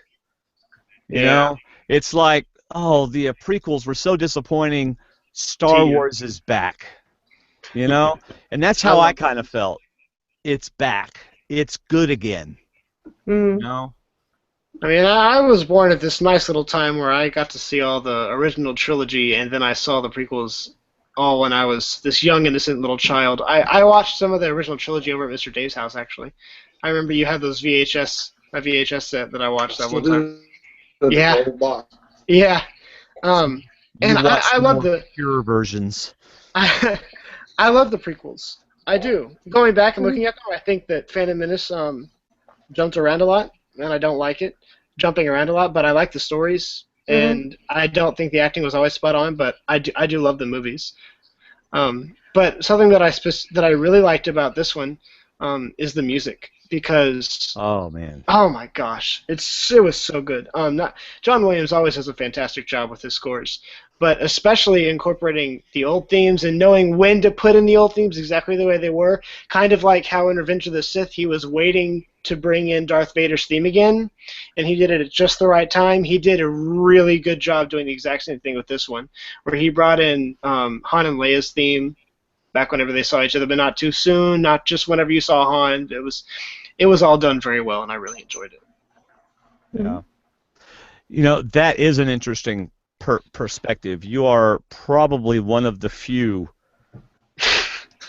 that like the first or the prequels. But seriously, I like them also. Yeah. oh, okay. Well, there you go. Okay. I'm kind of a prequel apologist. I think it's realistic to say, like, I think they have real problems. However, I really resist the tendency from some people to just imply that the movies are just total garbage, and I don't think that's true. I think there's an interesting story being told that is unfortunately occasionally brought to a halt by some poor direction, poor acting, or just feeling like just a couple of questionable story decisions that really sort of grind everything to a halt before it can try to speed up again. Yeah.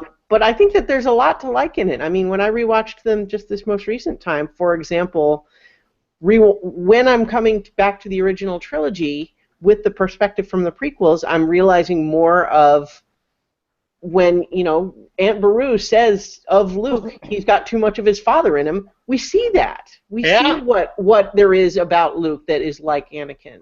Right. And why that's potentially a red flag. Like, so when Yoda is saying, I don't know, maybe He's a should little train him. old. Last time we Yeah, checked, he you was know, too he is old. and being super impatient Yeah. and not willing to listen, right? And then he doesn't listen to Yoda's when he says, "Don't go off to Bespin to save your friends," like and so wanting to abandon the wisdom of your Jedi Master in order to save someone you care about is exactly what Anakin did. Yeah. And so like seeing those elements, but then also having more of a perspective of what's going on behind that Darth Vader mask. What is Vader thinking in some of those sections? You know, both in Empire and then in Return of the Jedi. I feel like there's additional perspective gleaned on those story elements because of what we see in the prequels. Well, and also, I don't know if you guys have watched any of the cartoon shows. I've watched all of them with my boys, and they do the same thing. They add a lot more perspective. You know, in between episodes 2 and 3 with the Clone Wars show, and now with Star Wars Rebels leading up to episode 4, you just see so much more of the backstory that you don't get to see in the movies, and they're a lot of fun too. So. Awesome. Yeah, well, I've even watched the Lego shows with Davis. Yes.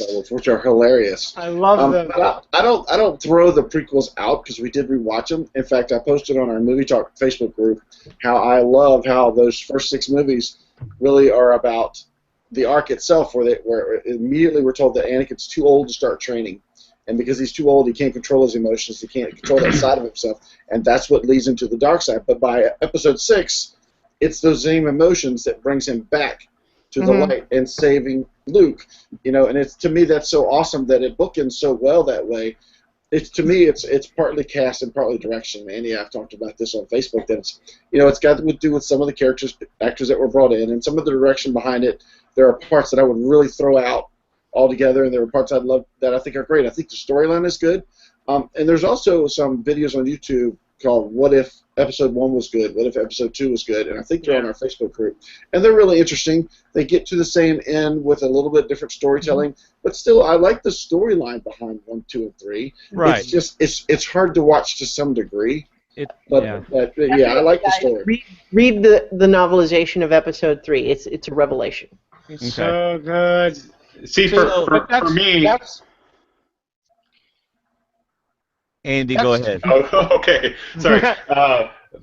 For me, so much about what I love about Star Wars isn't even the movies. It's the idea of it. It's the mythology of it. I love the games. I love the movies. I love the books. Just because it kind of puts you into a different universe, and then you have all the magic and mythology that's behind it. And that's the thing that helps me to get through. You know, some of the hard times during the prequels is, again, zooming out a little bit, looking at the big picture, and just seeing how it all fits into the greater mythology of the entire series. Oh, yeah. Speaking of video games, I'd like to tie something into The Force Awakens. Whenever they were on the bridge, Han and Ben, I kept thinking, okay, he's about to get stabbed, and I have this mental image of what it's going to look like, and it did, and I was sitting there trying to remember what I was getting this mental image from. And have any of y'all ever played Star Wars: The Force Unleashed? It's a great game on the PS3 and Xbox 360 with where you're this guy named Starkiller. That's the name of the new base, and you're Vader's secret apprentice. And he's stabbed in the back by Vader. He just has his lightsaber back there, and he ignites it through his chest. And I was like, oh, it's going to be that. He's going to do the exact same thing that Vader did. Oh, my gosh. And then he did. And it was really cool. But, yeah, absolutely, the whole video games immersive thing is wonderful. I love Star Wars video games. They're some of my favorites. And let Will make his point, and then I got one more point I want to make. Okay. Well, it's a small point. I guess I agree with everything you guys are saying about the prequels. They're important to the overall story. The particular stories that they're telling, 1, 2, and 3, are all interesting. But the very fact that you have to make so many qualifications to defend them is why they're not good movies. I mean, they're not entertaining. They don't do their job. You know, they're part of the Star Wars universe, and that's fantastic. But in my opinion, and again, it's just an opinion, and other people are free to disagree with me and find them enjoyable, But I just don't. I sit there and I watch them for 2 hours and I don't feel entertained, which is not the case for Episode 7. And that's what I really appreciated about it. It was genuinely entertaining. And that's its primary job as a movie is to entertain the audience. Yeah. Yeah, and so for me, I find myself in a similar situation, Will, where I appreciate the stories. I love the story, and I occasionally will make myself sit through it so that I can hear the story and see the story again. But first episode, the whole Jar Jar Binks thing just drives me nuts. I love Jar Jar. But then, is it Hayden Christensen that plays Anakin? Hayden. Mhm. Oh my gosh, his acting is so atrocious that I can't get past it. Either that, or that's how they told him to be. I don't know. Partially how they told him. That's not any better, right? But it's so. It takes me out. See, okay, so here's what it is. Because you know how it is. When you watch a movie, you're immersed in the movie. It's so bad that it takes me out of the movie. You mean like watching Kelly Whitworth try to play Survivor and then Abby Maria Gomez try to play Survivor? No, I like them both, and you know that. Now stop it. I'm sorry, continue your point, please. No, It's like watching and Keith play Survivor. It's like whenever you're at a concert, a music concert, and then you hear an out-of-tune clarinet, and you're just like, I can't concentrate on the beautiful music because there's this out-of-tune clarinet. Yes. That's Abby Maria. I'm sorry. No, it's not. Shut up. That's not the case. That is not the case. All right, what I was going to. Oh, go ahead and finish yours. Well, there is a video on YouTube, and I don't remember if it's just episode 1 or if it's episode 1 through 3, but they did a mashup. Yeah, where they take all 3 movies, take out all the important things, and make that one movie. And it's like 2 hours long, and it's the first 3 episodes in 2 hours. And it's wonderful. I loved it. There's no rolling around in the hay with Padme. Oh, that part's horrible. And, There's no feeding with the Force. And... Yeah, there's none of that. It's just boom, boom, boom, boom, boom, boom, boom. Now go watch Is there episode a pod 4. racing scene? No, I don't even think that's in there. Or if it's That's a good scene. I think all of Episode 3 is great. I don't think you should take anything out of Episode 3. Episode 3 is fun to watch. I do enjoy Episode that. 3 felt like they had 72 scenes they had to get in, and they shoved them in as quick as they could, whereas with Episode 7, it flowed better. To me, it was a short amount of time, but it flowed.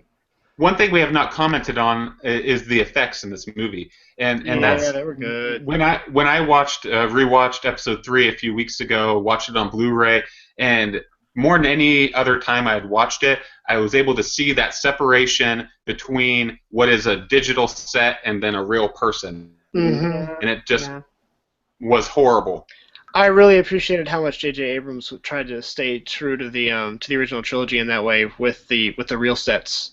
Mm-hmm. He said that was one of the things that he really wanted to have was the real sets, and he did a great job with it. That was one thing I was worried about with this movie is that it would be more of a J.J. Abrams movie instead of a Star Wars movie.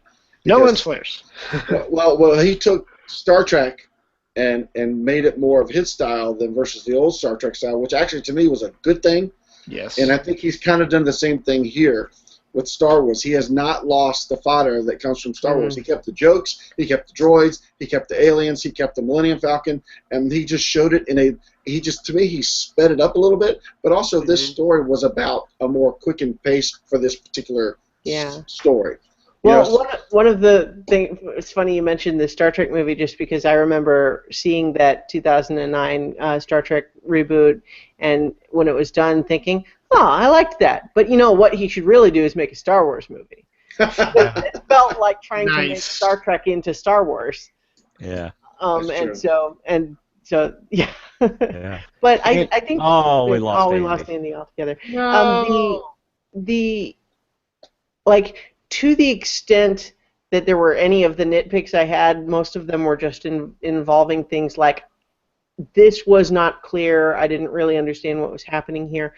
But what I also acknowledge is the pacing is so brisk. Everything just clicks along, keeps moving, and I think that's great. And it may well be that so like having some things be a little unclear is essentially just the price of admission for keeping the movie humming along the way that it does. Because, and maybe there was a happy medium with some things that could have been explained just a little bit better without slowing the whole movie to a crawl. But at the same time, I think that's what is important to recognize, is that lots of times in storytelling, to get A, B is, you can't separate it. And so if you want brisk pacing, you don't get slow, lengthy, detailed exposition of things. Mm-hmm. You can't get both in the same movie. I understand that 1 and 2 needed some of that, but I think that goes along with Will's point about doing its job as a movie. Yeah. And telling a fluid story. Now, one thing I wanted to possibly predict, and I'm sure you guys have thought of this because you've read the books, but one of the great parts about the books is Luke's journey at the point where he realizes to know everything about the Force and all there is to know, he has to dip his toe in the pool of the dark side. He has to go through that part of his training. And to me, I love that we're talking about how there's more to Rey than we know. There's a deeper story there, maybe even for Finn.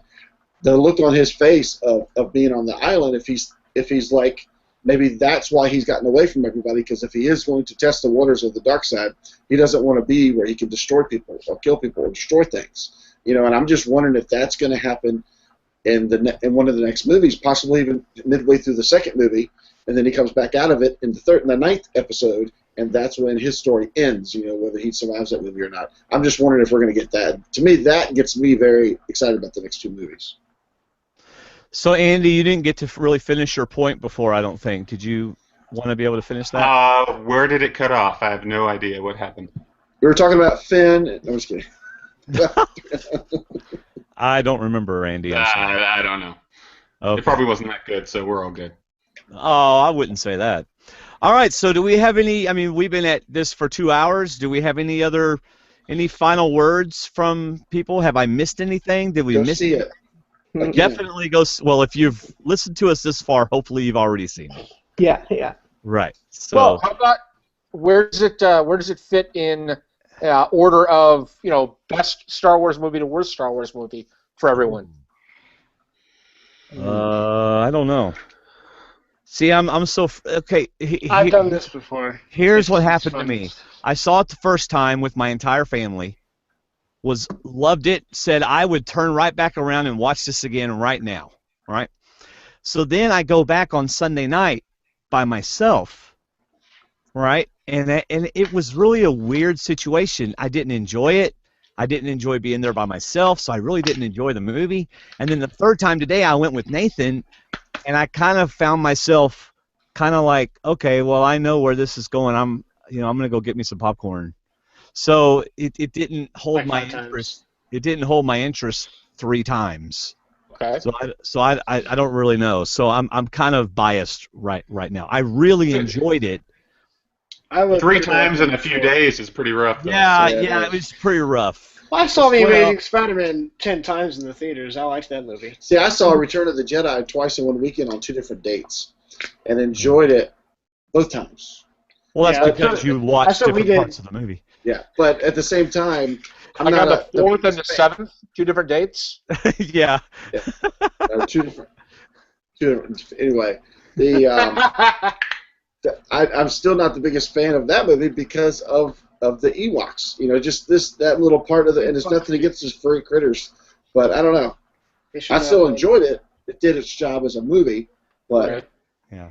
So I don't know where it ranks for me. I would say top 3 or 4 for me at least. Top 3 or 4 for Andy. I say 3rd. I put it at 4. I resist the ranking because I don't want to tell anybody else that they can't rank it, but I feel like I can't compare a movie that I have seen 100 times over a 30-year period that has all of this supplemental material that's been built up around it. I can't compare that to a movie I've only seen once that was less than a week ago. I just feel like they don't have equal weight in my head yet. I can't reasonably rank them. For me. Plus, you don't want to admit that the prequels were bad, so I get that. Well, no, okay. What I am comfortable ranking the original trilogy and the prequels, and Yes. all three of the original trilogy I rank higher than any of the prequels, for me. Yes. But I have Return of the Jedi below Revenge of the Sith, but other than that, So I'm writing down as she's talking all this. Listen to her. I rank this as third. I got Empire's first and New Hope as second. I Yep, would me rank too. this- well, but the one thing that I was going to follow up just that thought with, and I think this is probably all I'm going to be tapped out for the evening at this point, is that certainly as we think more about it, and we see it more times, there's already some nitpicks that have been identified, and people might point out plot holes or whatever. But like what I would urge people, and this is for anybody who might be starting to get a little bogged down in some of that stuff, is just remember that there are plenty of things in the original trilogy that are not explained in the movie or might seem like a plot hole at the time, and it's just that over the years we now know the explanation for all of those little various questions, so when we watch Right. the movies now we don't even think about it. Right. And so this movie has not had time yet for that to happen, so it shouldn't be nitpicked to death for that Right. reason. Right. For me, I tend, at least according to my wife, to overanalyze about every movie that we come out of. So again, after seeing it the second time today, I feel pretty good about it. I don't have, I had heard a lot of these concerns, a lot of these little nitpicky things, and then watching it again, I was like, oh, that's not even a problem. Right. That I thought it was the first time I saw it 2 days ago. Right. So I mean, way better, and that's again coming from me, who I really overanalyze things. So. Right. Well, let me just go ahead and close it out then, and thank everybody for being on the show. Thank you, Andy Westover. Andy is in our Survivor Facebook group also, and does our big Survivor challenge and all that kind of good stuff. So Andy's really a good friend and loves Survivor Talk, which is great. Christiana, I'm so thrilled to have you on. Christiana and Mike do Talking About Survivor, which is a great show about the show Survivor. In fact, one of the reasons why David and I started doing it was because of Christiana and Mike. So, and then of course you guys made yours into a whole like an actual big deal thing compared to Mike and I, who still do ours with maybe 50 listeners. And We're two friends talking about a show we love. You guys are pretty smart and in depth talking about a good show. So yeah. But you guys do like interviews with people and stuff. Well. But in any case, I thank you for having me. It was a lot of fun. Thank you for inviting me. You really need to go to ChristianaEllis.com. She does a whole lot more than just talk with us about movies, or even more than just her Survivor show. I was telling her earlier that I listened to her first book. Would you like to plug that book? So I have a couple of fiction projects. I have a fantasy novel called Nina Kimberly the Merciless, and that's available both in print and as a free podcast audiobook. And then I also wrote Space Casey, which is a sci-fi themed radio play. There's 2 seasons of that called Space Casey. And I haven't heard that yet, so I'm going to go find that. Can I find that on your website, ChristianaEllis.com? Yeah, Okay. all my stuff goes up there. And the next thing I'm actually going to post is we have a podcast that's called Hey, You Want to Watch a Movie that we record intermittently. And we just recorded one for Die Hard, so that should go up. Oh, cool. I'll have to listen to that. Christmas movie ever. Yeah. That was our consensus. Will was on our Die Hard movie talk. Nice. So I don't know if you've heard Hey, that. Want to Watch a Movie is like it's like just you have friends over and you all watch a movie and talk over it. So it's like a commentary, except we're not really riffing like MST3K. We're not really always focusing on the movie like a director's commentary. Right. It's just wherever the conversation goes. Right. So it's kind of like movie talk. Yeah.